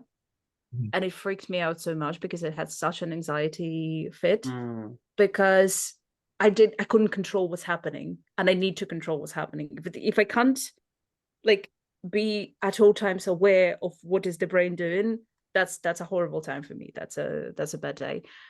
But if I know that I'm going to let go myself consciously, and I decided to do that, and I let go of my brain, it can go in tangents like that as well, easy. So yeah, I heard some really interesting. Go ahead, Colton. I was gonna say I have a plan with my friends to do like all of that when we're like old, like really old. Because I think the general fear is that it's going to like mess up our brains or something, or like we're just gonna not be able to think, or it's gonna mess up our developing brain. So we made a plan that when we're like old and obviously like near our deathbeds or whatever, like we're 80 or whatever, we're just gonna try whatever and then just have fun.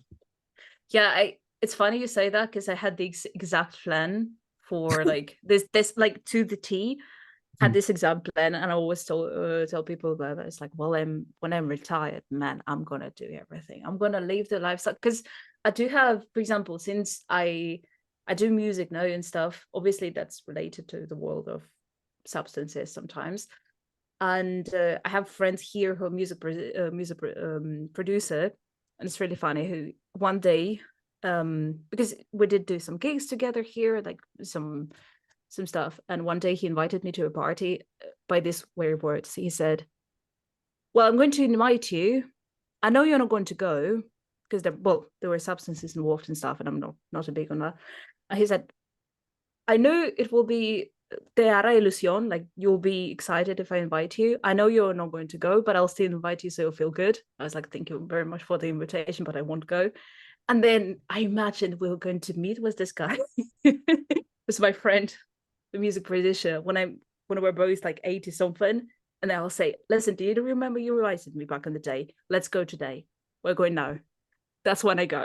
We're going to the party. I'm going to, but yeah. Well, that's the plan. I don't know, you should join us someday. We should We one can day. all do it I should together. fly There's into to there, and we just go to the party when we're 80. there's So when we're I'm Googling it right now to see if I can find it. But there is, I think, that if you combine psilocybin mushrooms with therapy, they have a really high success rate for people quitting smoking. I think there's That's quite studies. Yeah, I interesting. found one here. There's one here. Long-term, actually, what is this? Clinical trial, long-term follow-up of psilocybin facilitated smoking cessation. This is on, I don't really know what this is here. Anyway, I haven't read enough about it to speak like very definitively about it, but That's really, I mean, some people do, I must say, not for me, but for people, it can be very therapeutic to go into the state of trance, so to speak. Like, I know first-person accounts, and the person who I'm talking about is going to be listening to that, obviously, because it's very near and close person to me, and he's going to realize that I'm talking about him. Well, so he told me that there is such thing as, for example, psychedelic trance or something like that, that functions in a similar way to, for example, EMDR therapy, which is eye movement, whatever. Basically, it puts you in a state of trance, so you can get into a deeper state of the consciousness, and you can speak to yourself, so to speak, and speak to metaphorical world within you, or the metaphorical world, if you want to believe in that, out there, because I do believe in those things, but that differs for people. And it does help to have a conversation with yourself, to honest conversation with yourself. Like, you'll see yourself and you'll talk to yourself, and it does help greatly to solve deep problems, even if you or shallow problems, whatever the problems you may have. And but it definitely has to align with you, I guess, as any sort of like therapeutic methods or yoga or, I don't know, exercise, or it has to align with you. Some things work for one person, something and doesn't work for the other. But there are accounts of of people who do benefit from those things greatly. Not me. Not me, not one of them. Not you.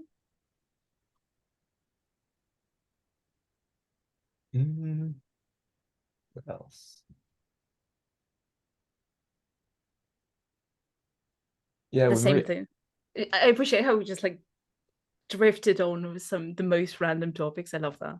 Started talking about mushrooms. When we're all 80, we should just start a Yes, band like mushrooms and Perfect just Yeah. start a band. Why not? Colton, you play musical instruments, don't you? You play guitar. Not guitar, but I play trumpet, Oh, clarinet, flute, um kind of the violin. I'm just teaching myself the violin. that's so cool. Yeah. Do you You own remember a violin? yeah, do you remember when I bought it? Like when I first started working for you and I showed it to you and you were just like I think that's when you started to realize kind of my personality of just doing He was things. like, you know who's going to teach you really well, Catherine? The other one. Hey, by the way, Colton, did you guys ever receive that bag I sent you? Oh, I've meant to ask you for like months, and I keep forgetting. But now we're talking about just random topics. Yeah, oh, you did get it. Okay, good. yeah, I bought yeah, Colton a graduation present, and I completely forgot to ever ask if it showed up. yeah, I got Oh, it and mom got it for me and then I was like, where'd this bag come from? And she's like, oh, from Apple. And I was like, what? Oh, okay. Well, but that's very cute. yeah, so yeah, I still have that bag and then mm, it's kind of funny that you forgot that I had a I mean, I haven't talked about it in a long time, but I remember when I told you about it, you just thought it was like really funny that I just decided to buy a violin out of no because I didn't know how to play a violin, so I just bought it and then I know well Yeah. I learn That's how the to best play. way. Yeah. That's the best way to learn anything, to be fair. Like, I think we can all agree, to sum up, that Oh, if there it is. you, yay, well, if you enjoy doing something and you make it your obsession and your basically your free time, fun time activity, and one day you'll just learn a skill and you never knew why, and you're like, oh wow, I now know how to do that, and I just was having fun, and little did I know that I'm going to now be fluent in violin. One of the things I learned about myself that I've only been able to articulate recently is I really like the concept of maybe with different people. Like the concept of maybe, meaning, well, maybe this friendship goes here, or maybe it's going to go here. Maybe this conversation goes there. Maybe it goes there. Maybe that if I do this, maybe this really good thing will happen. Maybe that I love that idea of like maybe like I wonder what's going to happen with this. I like that idea of maybe, and so whenever I meet people who like just buy a violin, like, yeah, I don't really play violin, but or have those kinds of stories that maybe are kind of unexpected. I like it because I like that idea of maybe like, oh, maybe this is gonna happen, maybe that, maybe it'll go there, maybe this will happen, maybe that'll happen, maybe I like the maybe more than maybe I like the maybe more than I even like the end result.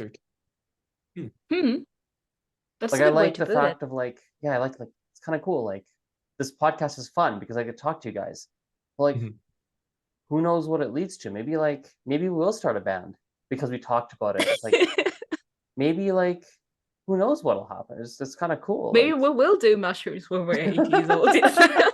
I'm down, obviously. Could all just Spain and then just be old, Randomly. wrinkly, talking about some student we had like 70 years ago while just absolutely Man. tripping out. do you remember like so and so? It's like who is that? It's the year like it's from the year 2022. 2022. And it's like, dude, we're in like 2100 right now. Wait, will we live then? Yeah, it might. I mean, maybe Well, why science. not? Maybe. Yeah, Yeah, maybe. 2100. Yeah, sure, it could be. Colton probably, yes. Depends on how Yeah. medicine evolves, I guess. Well, we Yeah. never know. You never know. Did you guys hear with Elon Musk what he's saying about his Neuralink? Mm, Mm-mm. So apparently Elon Musk has, Neuralink is that right now I think they're like a doing chip or it's something. like the chip where right now they're doing trials, I think, where they try to cure or reverse neurological problems Mm. like spinal Well, that would cord be damage, things great. like that. But Mm. apparently he thinks that we can transmit thoughts with it. Like we can just Mm. talk through thoughts. And really I think I don't quote me in the exact years, but he was saying it's 10 years out, No, no, no, no, which no. really means it's probably 20 years out. He's probably not. I mean, probably. I remember a couple of years ago there was this study that kind of prove that we don't really have free will, that our brains are more like machines rather than Hmm. free agents, Hmm. which unfortunately kind of is true based on all of the science. And they were able to discover that they could tell what action you were going to take up to 10 Hmm. seconds before you were actively conscious about what you were going to What? do. 10 Yeah. seconds. Wow. Because it like starts just an electrical thing throughout your brain that just goes throughout your entire brain before you're even really conscious of Hmm. what you're going to say, what you're doing. And so I think it's definitely kind of in the realm of the near future that we'll be able to crack the code on how we think and whatnot. And we'll That's what probably the science does at the moment. At the end of the day, there is nothing more to discover. You know what I mean? Back in the day, you would set on a journey. You would like get a big boat and you would go to a different continent, and that was an exciting discovery. Nowadays, there is no such thing, and the only thing that you can really do is like to deep dive, get the boat and go deep dive into your brain, because it's as unknown at the moment as the ocean back in the day. And that's what everybody is trying to do, but also that's what leads you to think that, oh my god, what are the repercussions of that? I don't want no neurochip in my But brain. you know, I just It for realized though, me. actually, I just noticed something. I just thought of something really crazy. So, um, one thing that I think about nowadays is deep fake videos, Hmm. where, for example, I've seen extremely realistic, like perfect videos of people that like they have a podcast in English, and there's apps where the person is speaking in Russian or Hmm. Spanish or German instead of English, and it's their podcast episode, and they're talking, and it's their voice, and they literally sound like they're speaking German, and it's like there's one with Taylor Swift speaking Mandarin, and Hmm. it's like it's mind-boggling because Taylor Swift does not speak Mandarin, and I was like, Hmm. well, that there's a couple and then there's a couple there's a couple repercussions there. So one, just that means we're probably not that far away from Zoom having a feature where you click a button and I speak in English, but you hear my voice in German and you hear it in Russian and you hear it in such and such language. That's probably not that far out. It's going to be in Yeah. our lifetimes. But then also, which how do you know if you're watching a video, especially for someone that's made a lot of content on the internet and you really are on the internet? How do you know if a video you're seeing is truly a real video or not? And what occurred to me now is, well, maybe there's two ways we'll know what's real. One is in person. You're here. Hey, Colton, you're here. Like I see you. But then option two would be that, oh, well, video can't transmit thoughts to each other, but we are able to communicate with thoughts because we use this new tech that we can actually Yeah. talk to thoughts, but an AI can't talk to thoughts, or a deep fake video can't communicate with me via thought. Like that'd be interesting if that's where things evolve. Yeah. Another thing that I was thinking about as you were saying that is like, is it going to render us, the language teachers, I don't know, interpreters, whatever, out of work? And I think that it is important for people to understand that learning a language is not necessarily one of the things that you do to communicate, because now you can do it through this application or whatever. But also, if we stop developing our brain with reading, because you no longer need to read, you just put the whole text into the AI and it summarizes it to you, and now boom, you know what the reading is about. But it's really important to keep on reminding ourselves that we need to work on our brains and bodies in order to keep healthy, in a sense that like it's not enough to do everything, outsource everything to a machine. We do need to keep on also doing the physical activities and the neurological activities ourselves at some point, because otherwise it is, I don't know, I'm very skeptical and very like dystopian Black Mirror person who's like, oh my god, I'm not going to install any microchips in my brain. I don't want to know. Well, I was reluctant to use artificial intelligence, but now I must say that I do use it all the time. But it still freaks me out all the time, because it's like, man, if we're teaching the machine how to do things that have been attributed to human beings all the time, like art and languages, whatever, what are we gonna do in the future then? Lay down on the sofa all the time? I mean, you got to do something. You got to, I don't know. Yeah, there's interesting conversations around that. Like so here's here's something, and there's a lot of things that come to mind. So thing number one that comes to mind is they already have computers that play chess better than we do, Hmm. but we just play with humans who we can't compete with those guys. They're too advanced. So we just compete with humans just to keep it fun because we're going to lose against the machine. So that's number one. So maybe we just keep playing with humans, even though there's some, yeah, we have this tech over here. It's basically God. God is better than us, and this is basically God. We can't beat God. So let's just keep playing with the humans. And if we need help, we can go ask God, and then great, we can then use what God says. I'm using the word God as in the AI. Yeah. We can use a super intelligent AI as a tool to then help us do what we want to do, and then but we're not gonna rely on everything for the AI because, well, then we have nothing to do, and that's pretty boring and depressing and hedonistic. Yeah. And you'll just do drugs and nothing better to do with your life. Seriously, you have nothing better to do, and so you'll just go. Who knows where that leads? But then also the other thing to think about. I've heard someone say this. I think it was on Joe Rogan's podcast. I can't remember, but might have been with Elon Musk actually. Now that we're talking about Neuralink, it might have been with him because he wants us to be a multi-planetary species, right? And if that actually happens, well, then there might be a world where it's like people who want like difficulty move to Mars, and people We're who going. want easy life where everything's taken care of you and you just kind of worry about procreating and continuing the species, and that's just what you do, and that's it. Well, then you're on Earth, because on Earth everything, all the problems, not all the problems are solved, but maybe, Yeah, like, I don't nothing know, more to that's a thought I explore. have. I don't know, I don't really It's quite know curious. where that goes. What do you think, Colton? Because Colton, you have your brain. I like the connections your brain makes with things like this. What do you think? About What we're saying what? in Are you general? going to Mars? Going to Mars. Well, I was kind of thinking still about just the AI.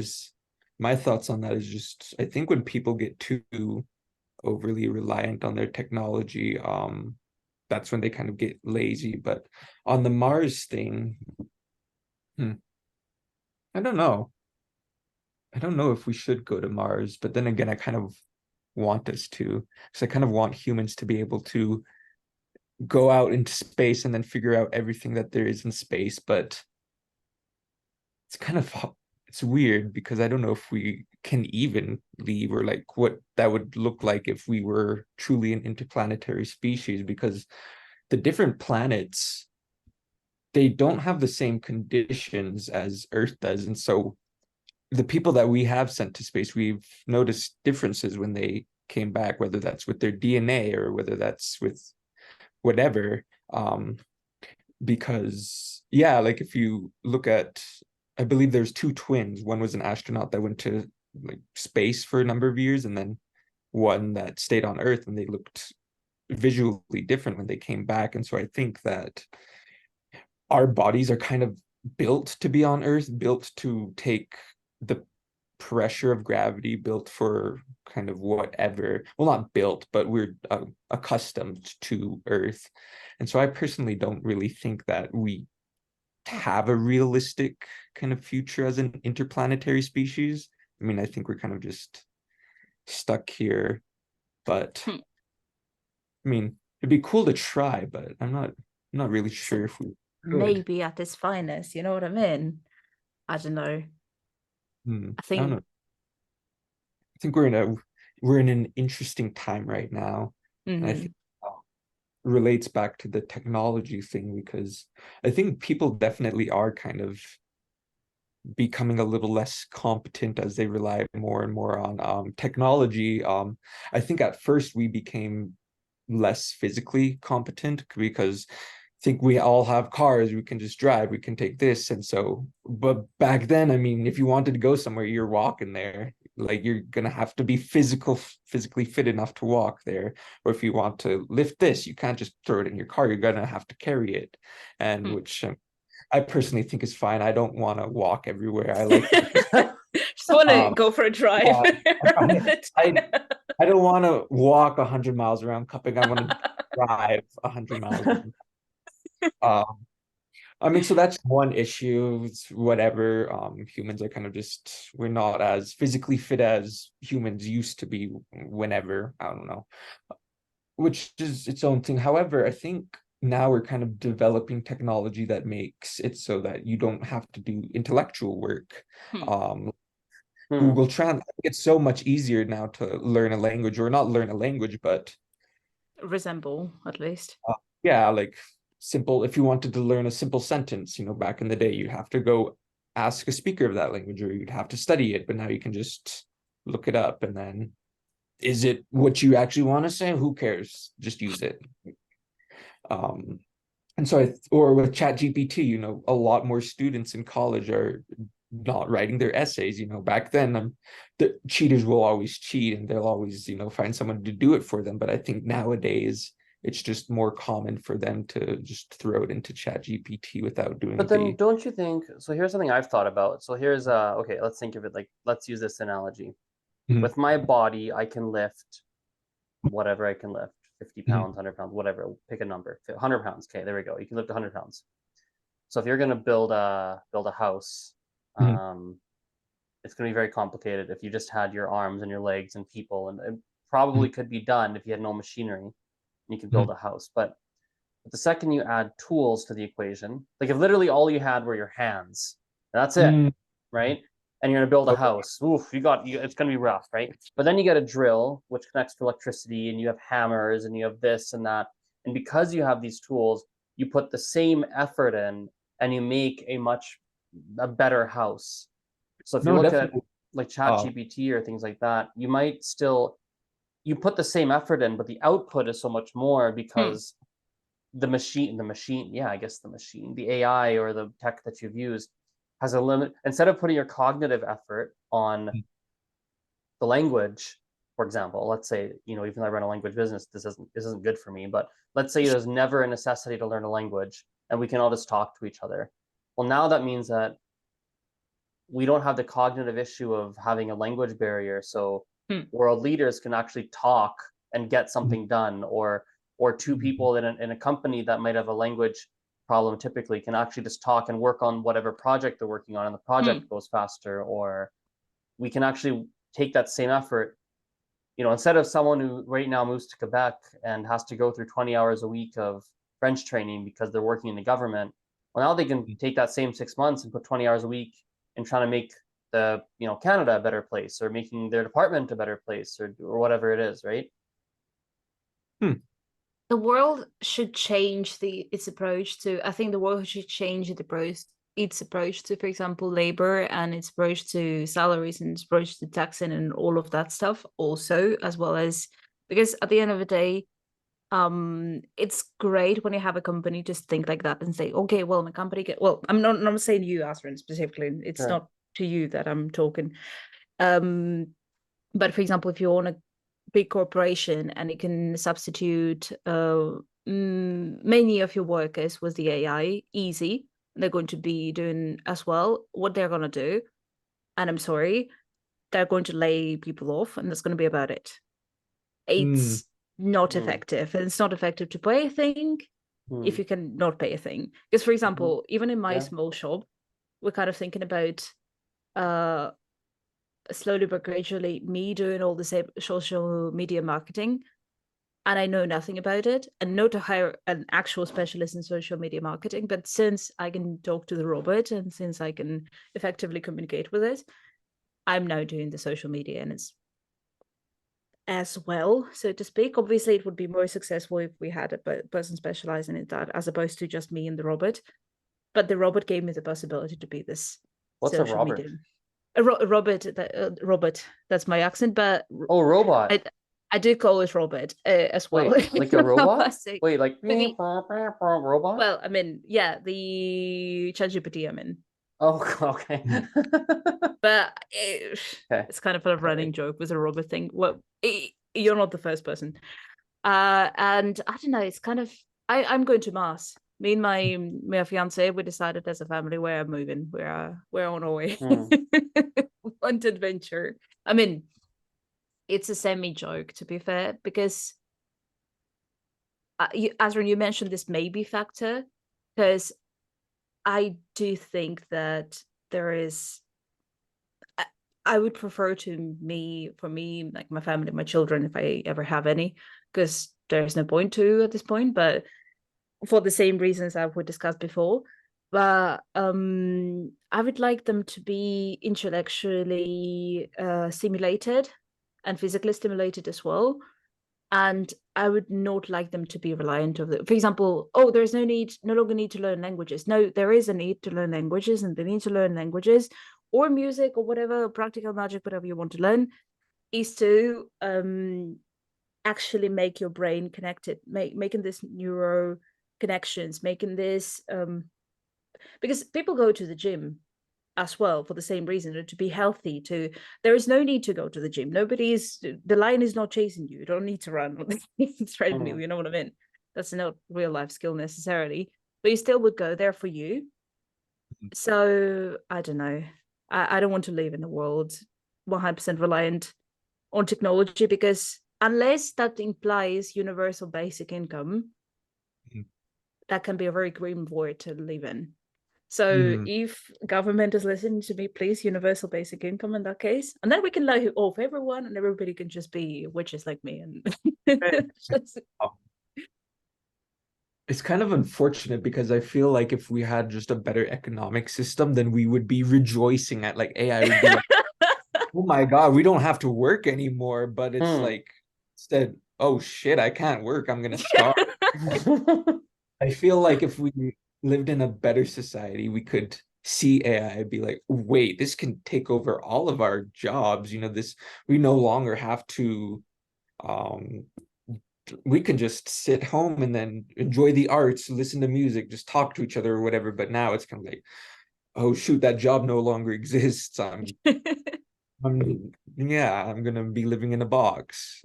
Yeah, that's the thing. That's the thing. Economic. That's the possibilities. But well, Yeah. maybe as Asron, as you mentioned, like the government, nowadays, if the language barrier does get reduced, and if people do use like their empathy a little bit, that would be nice. But maybe there's a world, there is a maybe, there is a massive maybe. I think it can be both very grim and very wonderful. Hopefully the second. Looks like the first, but yeah, like I don't know. Let's just stick with language. I would still hire a tutor versus a robot because I like people. Like if you told me I can hire, here's what would probably happen. If I could hire, let's say there's a robot that could act as an excellent teacher, like really, really, really good. And I could like talk to this robot, and it was like 98% human. Or like there's a couple glitches every now and then, but generally it's like really human, and I can talk to it, it can teach me, and it can whatever teaching style I need, it can adapt perfectly, and it's the best teacher, and nobody could be better than this robot. It's honestly the best, and we can't compete. Okay. Well, and let's say it was cheaper too. It was like $5 an hour, something ridiculous. I would absolutely hire the robot. Let's start there. But I mean, I like people. So I would also either hire the human, like a teacher, be like, hey, like I want to talk to it. Even if the robot had a perfect accent and everything and like sounded exactly like a native speaker and didn't sound like a robot, I'd be like, well, still like humans. I mean, that one's not a human. Like that one's just, yeah, I know it looks like one. Feels like one? No, sounds like one. It feels like it like looks and breathes, it looks and sounds like a duck, but it's not a duck. That one's a duck, or well, not a duck. That one's a human. Like I want the human. And maybe it would be like, maybe I wouldn't hire you for the class. Like maybe it'd be like maybe this person who teaches, like here's a good example actually. Like I teach classes differently now that ChatGPT exists. I don't teach the same. I don't need to. I actually teach my students how to use it. I teach them how to use it for certain things in their homework. But I still teach. So let's say if you fast forward and there's a robot teacher who does all the grammar, all the TPRS teaching styles, everything. It's like everything programmed in is perfect, whatever you need, right? And it has 100% success ratio for teaching people languages. People go as long as they show up and talk to the robot, they're going to be good to go, right? Like it's amazing.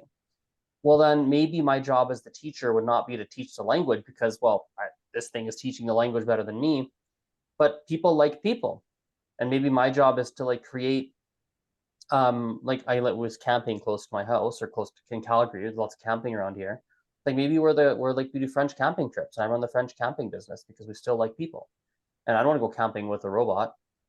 Or maybe I do. I don't know. That sounds kind of cool, actually. Camping with the robot.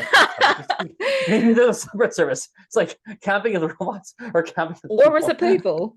So you know what? I just want the perfect camping experience. I don't want to have to deal with the weirdo that came to the camping trip that's just super annoying. And maybe it's like, you know what? I want the weirdo. I want them. Yeah, oh, it's so annoying. I want to kind of whine about this one guy that came that is overpowering every conversation and is burning my marshmallows and like You know, there's this related to that. There's this concept of the third place, because nowadays people no longer have the third place, which is the first place of socializing is your home environment. The second place is your work, but there used to be like country clubs, whatever. oh yeah.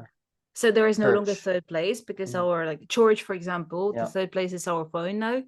So how about just a great business idea ish, to create like a third place speaking different languages. Yeah, you've learned the language with the Robert. That's what I'm gonna call it from now With on. Robert. That's it. Yeah, Robert's That's taught you everything. And then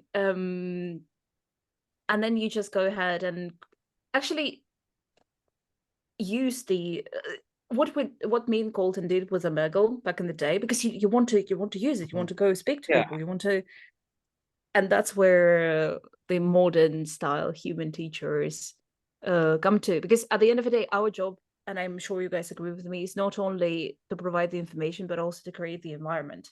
You need to be comfortable, Colton, you need to be comfortable enough with me as your teacher that you've known for one lesson to go ahead and say documental de viejos instead of me saying, well, it's actually viajes, okay? Like, get a grip. No, we'll just laugh about it and we'll keep laughing about it. Like, I know that you need to be okay to make this mistake. It's silly, it's fun, it's nobody died, it's fine. Nothing, like, you can do that. You are free to do that. You are here in my arms, so to speak.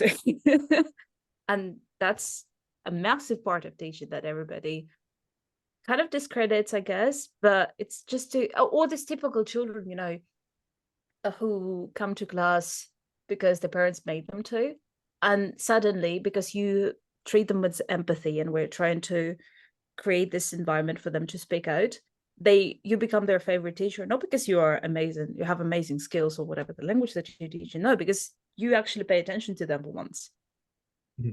And like, so I don't know, creating third places. Third places, yeah.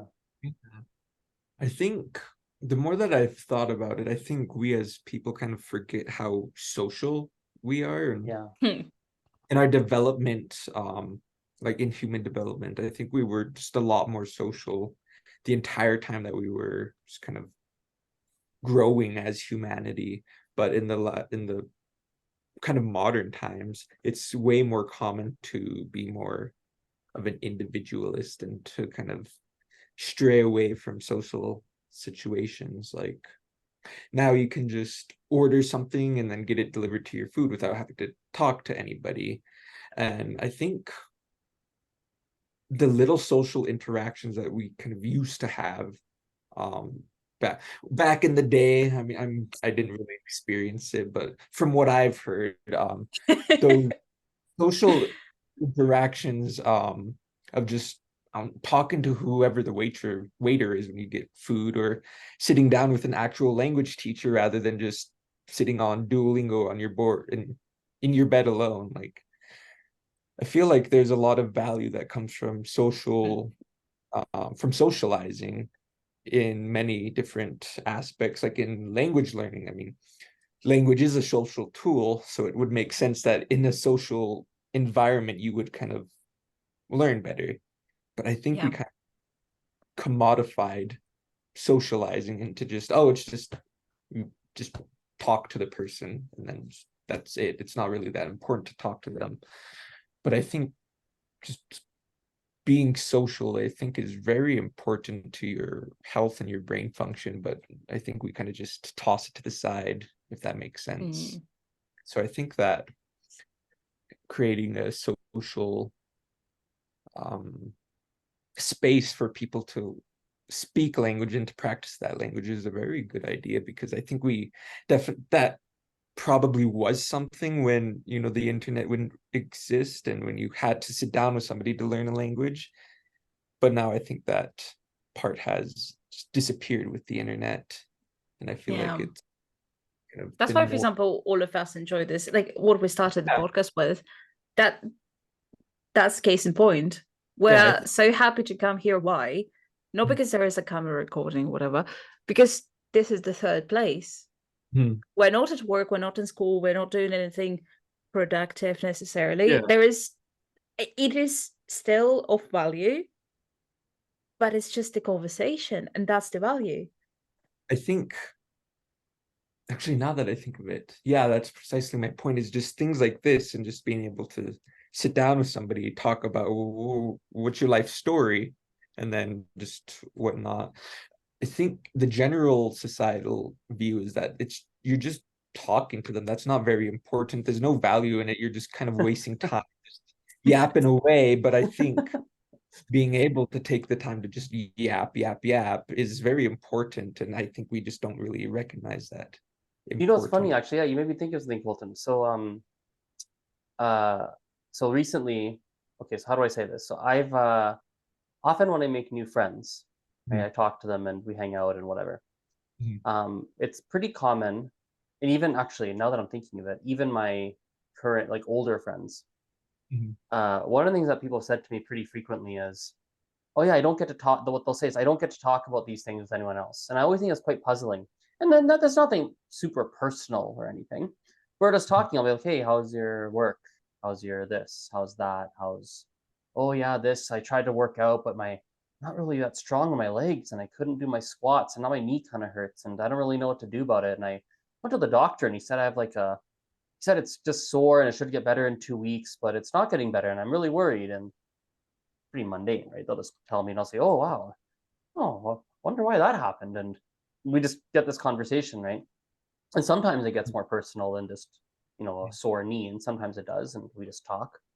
But and then I'll share some things too. And then yeah, people frequently say, they'll say something like, yeah, I don't get to talk about these kinds of things very often.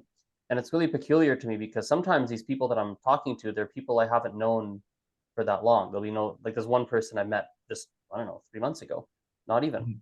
And we've hung out a few times and we just talk. And she told me, like, I even told her, I thought, I get the feeling that you don't talk to anyone. I just said that to her. I get the feeling you always look like you have lots to say. I didn't say, I was like, I don't mean it negatively, but you really have a lot to say. She's like, yeah, I don't, yeah, you're right. These kinds of things, I don't get to talk to anyone. I was like, well, you mentioned your best friend, your best friend a few times. Like, you told me about this best friend you have. Like, what do you do with your best friend? She goes, oh no, that's not what we talk about. We do this and that, and we do this together. We talk about that and blah blah blah. But it's not yap and yapping like Colton was saying. There's something different. Like, I don't know, maybe we're both listening to each other, I guess, properly, like we're giving full attention. Often with my friends, I hang out often it's one-on-one, often. I hang out in groups too, but that's a different dynamic. That's just going out to have fun and just do fun stuff. It's not one-on-one talking. And it's always so peculiar to me, because most of my time when I spend time with friends, most of the time, we just just talk about whatever, just sit there, and I don't care what the venue is. It can be, my friend invited me to this. We have zoo lights in Calgary. It's like the zoo, and they put lights everywhere, and it looks nice. It's like a popular event, and my friend invited me. We were trying to find a time to hang out. She's like, hey, why don't we go to zoo lights? I was like, yeah, whatever. Any place is good as long as we can talk. I was like, more about the company than the place. And she's like, oh, do you want to just like go for a drink then? I was like, yeah, whatever. Like, honestly, it doesn't, whichever one you want. And honestly, it doesn't matter. Like, if you want to go look at lights and talk, yeah, we can look at lights, but I'll just be looking at you, and not in a, oh, it sounds almost romantic, but that's not how I meant it. It is, there is a lot of value in that. And I think, I don't know, it's so interesting how we kind of like started with that, and now we're kind of like coming to the same conclusions at the end of the day. I think if anyone has basically been able to listen to that through the mushrooms and stuff we're talking about, it's like there is so much value in having in listening to people and dividing them in basically dedication your attention to them. Jesus. All right. Dedicating your attention to them, and also massive value in getting your story listened to. Like I've had great fun, to be honest. Mm, yeah. Definitely. I think kind of one of the reasons that I think society kind of has a weird socializing whatever is because I think a lot of people don't really listen that much anymore. They're more so focused on what they're going to say next or how to reply or how to make it kind of about them, that they don't really listen to the other person. And I think listening is the basis for connection, because if you're just kind of tuning them out while you're thinking about whatever else and you're not really talking to them, you guys are both just kind of moving your mouths. Where is that going with this?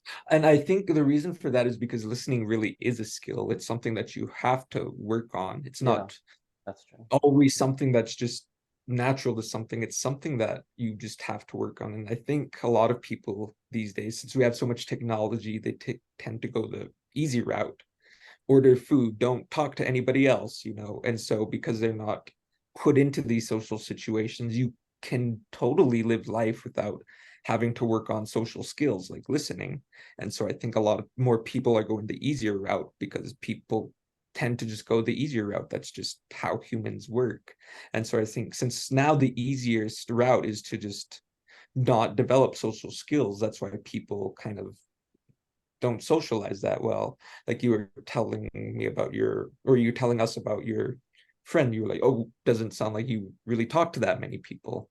It's Mhm. probably because not that many people practice like active listening. They don't really sit down and actually listen to what she's saying, if that Yeah, makes sense. because she like the reason I said that to her is because so every time I've only seen her like 4 times probably. Mm. Literally, I've hung out there 4 times in a few months, something like that. Not often. First time, well, it's not important, but I just noticed a pattern where for the first half an hour, it's Mm. almost like you have like a sponge, or like not a sponge. It's like you've got a like what's something you can squeeze that like there's a lot of pressure and then it deflates. Like I don't know, maybe a sponge or an orange or something. And it's like the first time she's always very high strung, and then she has all this stuff to say, and I just like, oh really? Well, what happened next? And, oh wow, that's interesting. And then I'll share something, and then after like half an hour, then it's like, then she like her whole demeanor is different, and then we have the whole conversation changes. But the first like 20 minutes is just like, and that's what I was like. Sounds like you don't like if you have that much to. It's like remember that time, Colton, I saw you in the Yeah, when I you was just gonna after say, it was like it that, like that time. yeah, and I think that's definitely because I didn't really talk that much the first month of college. Yeah, the first month of That was college, so funny. it was really I was in hell like the first month or so. And because why was I think it was just difficult for me to find my footing at first, you know, like where's everything at? Where's the laundry machine at? What do I do? Like I gotta feed myself. Like, and then on top of like all of this new stuff, well, all your friends are gone. Like you gotta make new ones. Mm. And so I was kind of too busy focusing on school and then learning how to just, I don't know, live on my own, that I didn't really put the time into finding other people. And so I remember I just didn't speak that much like the first month or so. I just, most of my thoughts, I kind of just kept them to myself and just talked to myself more. And it kind of was just unpleasant to not have somebody to just spill everything out. And then once Hmm. you guys are there just listening, it's kind of like it all just Yeah, the whole. Yeah, because we had like one of our monthly meetings, right? And yeah. Colton, I do his at Wednesday. Actually, that's today, but I mean, I don't think we need to have our is it anyway. We can talk about it later, but it's actually today, technically, it's on Wednesdays, but it's at 9 p.m. So it's like it's a later meeting, and it's not long usually. It's a pretty short meeting, but I remember seeing Colton, and I think it like I didn't say anything because I was like, looks like he has lots to say, and I think it lasted like 45 minutes or an hour or something like that, and it was just long because like, oh, Colton, what's well, I don't know, like been pretty rough. Oh, what happened? Oh, I locked my keys in my car. That's what you said. You said I locked my keys in my car, and I was like, Oh oh yeah, no. no. And then that whole night, I was like, That's oh, that sounds. You said, I think you said it was like awful. Like you said, it was really bad. And I was like, oh, what happened? I locked my keys in my car. I was like, oh. In my head, I was like, oh, that's not so bad. And then that was like I pulled a thread and like, oh well, I locked my keys in my car, and then I called this person to do this, and then this happened, and then I went to my class and like I didn't know someone his whole like thing, and and then I was like, sounds like you haven't talked to someone in a long time. Be like, yeah, I haven't just kind of been in my room for like a month or whatever, however long it was. Oh, but that's so relatable. I in a sense, like I did. One of my students told me that it's like, oh, you sound like, because as a teacher you listen all the time. You just sounded like you never get, because I told them something about myself in a similar, like the similar story happened, I guess, because I like, it was the pandemic, and pretty much I was like locked down in the room, and like that was the only human being that I've seen in a while, except for my flatmate back in the day. So he kind of accidentally happened to be this little outlet for me. He was like, well, it sounds like you don't talk to people, do you? And I was just sitting there. It's like, well, I don't really. Oh my God, that's embarrassing. I mean, it was all in good faith, obviously. And then, but he was like, yeah, well, because as a teacher, you need to listen all the time. That's the whole job, basically. And now you talk. And I was like, yes, I do. But it's so necessary. It's so necessary to Have you have guys noticed that healthy. about the private lessons? Often I think people take private lessons because they get an hour a week of someone that listens to them. Have you noticed that? Yeah, yeah. totally. I've noticed that as a But common thread for like private lessons, that often that's why they take it's not BS to learn the yeah, language, but they like the fact that an hour a week they get someone, or 45, whatever, however long it is, they get someone who listens to them talk and like gives them their attention. totally. It's interesting. It's like the main selling point of private lessons is probably the main selling point. Although people might not realize it. They think Yeah, they want a personalized experience, but then what ends up happening is yeah. like they just want to spend time with someone one-on-one and just talk to them, and like there's like a relationship that It's a forms. secret though. Let's keep it secret, because otherwise, if the person, I think if they realize that, they would be like a little bit ashamed of that. And there's no shame in that at all. Being listened to is great. Why not? But it sounds kind of like, oh, you don't talk to people. And when you realize that about yourself, I was like, oh my God, do I do that?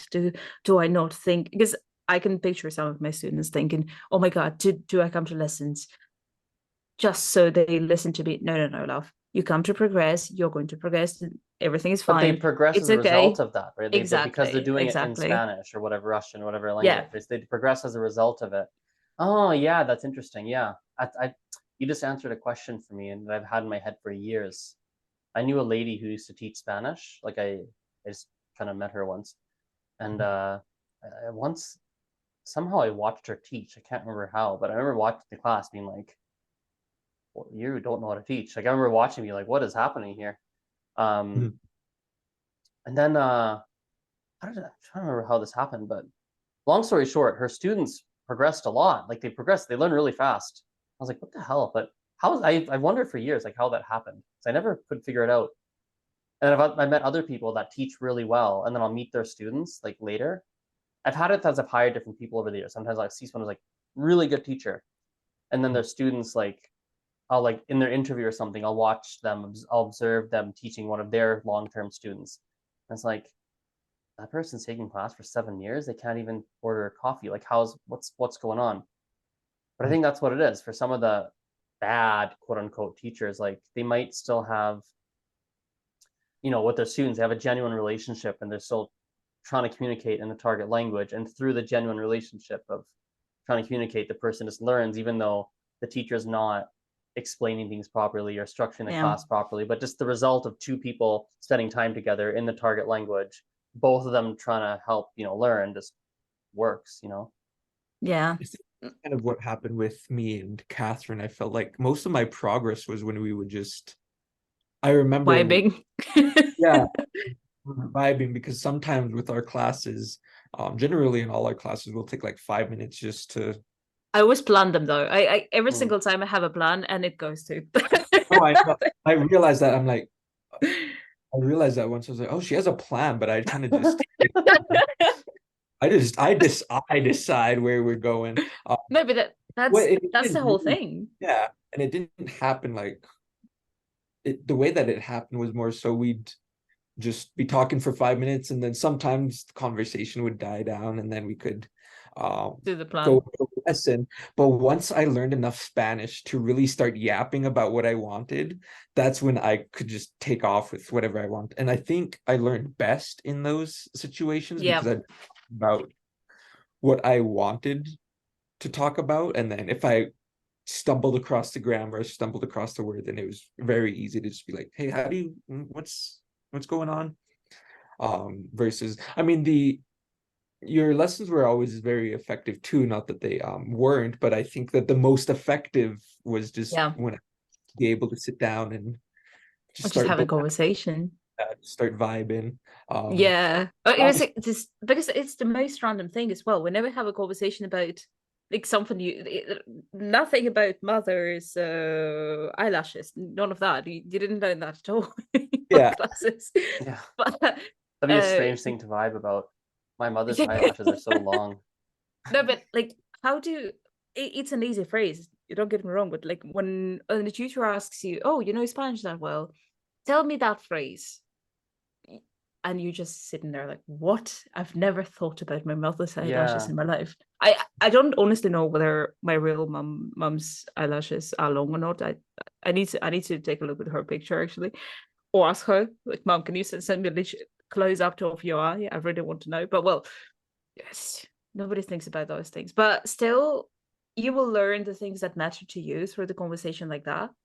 Because if you want to talk about, I don't know, doing mushrooms when you're 80 in Spanish, you can do that. You know what I mean? Because you'll Mhm. ask, even if you don't know the vocabulary, that's the topic that interests you, and you'll learn that. And next time you're going to be in a situation with maybe a native speaker, and you could have the same conversation. You already know the tools.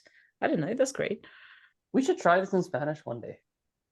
I think that would be cool. Well, that'd be cool. It'd be really hard because I've never done a, it's funny, like all these things we talk about, like I don't talk about them in Spanish. I feel like I'd have a hard time. Like I feel like I would really stop Let's and think. interview you in Spanish. How about that? Because like next time it's gonna be Stress. you. No, why not? Why not? I don't mind. I'm sure Colton is No, I wouldn't have the mind. level. You have the Um, level. yeah. So Think the first couple minutes, it's really funny with Spanish or even Blackfoot. The first couple minutes of the conversation, and like my accent's off and pronouncing some of the words right, but after a certain amount of time, I can just it feels more. I feel like immersed in it, and then it just comes out fluidly. Like I remember visiting Azrin in Calgary, Yeah, and we right. visited Spanish for about, was it like 2 hours? Couple hours, And I yeah. remember the first kind of couple minutes of the conversation, I remember feeling very like anxious to even say something in Spanish, or to I felt like I wasn't going to be able to say anything, and then I remember kind of stumbling over my words. But after just about 10 minutes of speaking, it felt like a Well, lot and more. you're the one who instigated that too. I didn't instigate that at all. And like you're, because I think what I remember about that night is I have a general rule that I'll speak to people in whatever language they speak to me in. So if you'd switch to English, I would have switched to English. I don't think you switched. So I didn't switch. And then you kept going in Spanish. So I kept going in Spanish. And then that was that. Like, because you didn't switch. So I didn't switch. Aston, do you sometimes do that unintentionally? Because if I share the code with somebody, I'll just switch codes all the time and not even realize. Like if I know that the person in front of me speaks, for example, I don't know, both Russian and English or both Spanish and English, I will accidentally start something will happen, like the change in emotional tone, for example, and I'll start speaking a different language, and then I will not even realize. And then after a while, be like, wait a minute, was started in English. Why is it Spanish now? What's happening? But does it happen to you? I mean, if they switch languages, and I'll switch too. Like I'll switch when they switch. Like it's a very conscious decision I've made because I've realized that different people, even if they speak Spanish and English, they might want to practice their English. Or Hmm. some people might prefer to stick in Spanish or whatever it is, whatever language, of course, right? And just as a form of respect to them, I'll let them, like, whatever they speak to me in, I'll speak to them back in, as a form of, I don't know if they want to practice their English. Hmm. Maybe they do, maybe not, right? So then if they don't, then they'll speak in Mandarin and I'll just reply Mandarin, and that's that. And or sometimes we'll talk in English for a while and then their brain gets tired or they want to say something that they can't say. Then they'll switch to Mandarin and then I'll just switch back to Mandarin too. And then Hmm. we stick and then they'll switch to English later. It's kind of funny. Like, so I've actually hung out with people in Mandarin in Taiwan specifically just recently, hang out in English. Then we get to some topic and they have a hard time expressing themselves, switch to Mandarin. Then we're in Mandarin for like half an hour. And then they, for some reason, just switch back to English. And I'm like, I don't know why you did that. And I just switch back to English. And then, so I'll just follow their lead. And Yeah. then, yeah, I think, that's how I approach it. Actually, I myself switch whenever there's emotional tone switch. It's not a work related conversation, obviously, and when there is no, like, for example, for this podcast, we've established we're speaking English. Yes. If we're hanging out, I'll just switch whenever my emotion switches. Oh, really? Okay. Like, I want to tell you, it's like, oh my god, and then, y luego me dice, te imaginas, no sé qué. No, but really, and it's just like all the mix. And usually people will mirror as well, and I will mirror them if they switch emotions, because I have a lot of friends who are bilingual, like by nature, because they, for example, they are Spanish, well, Galician people who grew up in the States. So it's for them, the whole thing is just both languages are exactly the same, and they will do the same thing, and we'll just. How did you learn Galician, by the way? Because you're fluent in Galician too. How did you learn that? This one was because I did do the courses, and then by immersion, in the sense that, like, I did do the courses and I did get to the intermediate level, and then I started teaching it like Colton in my university as I was studying. Okay. And that was obviously structural and obviously like I learned topics and stuff. And then I came here and I tried to associate myself semi-deliberately with people who are native speakers, and well, semi-deliberately in the sense that, like, I would prefer a person who would speak Galician to me rather than Castilian, unless they are from another part of Spain. But then friendships come and go as they are. But I would prefer to speak Galician, like, deliberately, and I'd learn by then. And that's how I got fluent, I guess. I not necessarily write well in Galician, I must say. I've never written much in it, except for the uni, but like it's easier for me to write in Castilian. But speaking in the shop, for example, I have the same policy as you do. So I'll say hola, and then I'll wait for the person to respond. Mm-hmm. And if they do Galician, we'll do Galician. If they do Spanish, we'll do Spanish. But it's kind of like hola, ¿qué tal? Is the same thing. So I'll just say hola, ¿qué tal? And they'll see what's happening, unless I never instigate, unless. By the way, I'm very sorry to interrupt you. I just saw the time. And I probably wouldn't have looked at the time unless I got a notification of someone trying to join my Zoom room. I'm like, oh, someone's trying to join your room. Who is that? Oh, it's my meeting. Okay, great. All right. So I'll just stop the recording. That was a long one. Thanks for listening, guys. Thanks for watching. See you next time.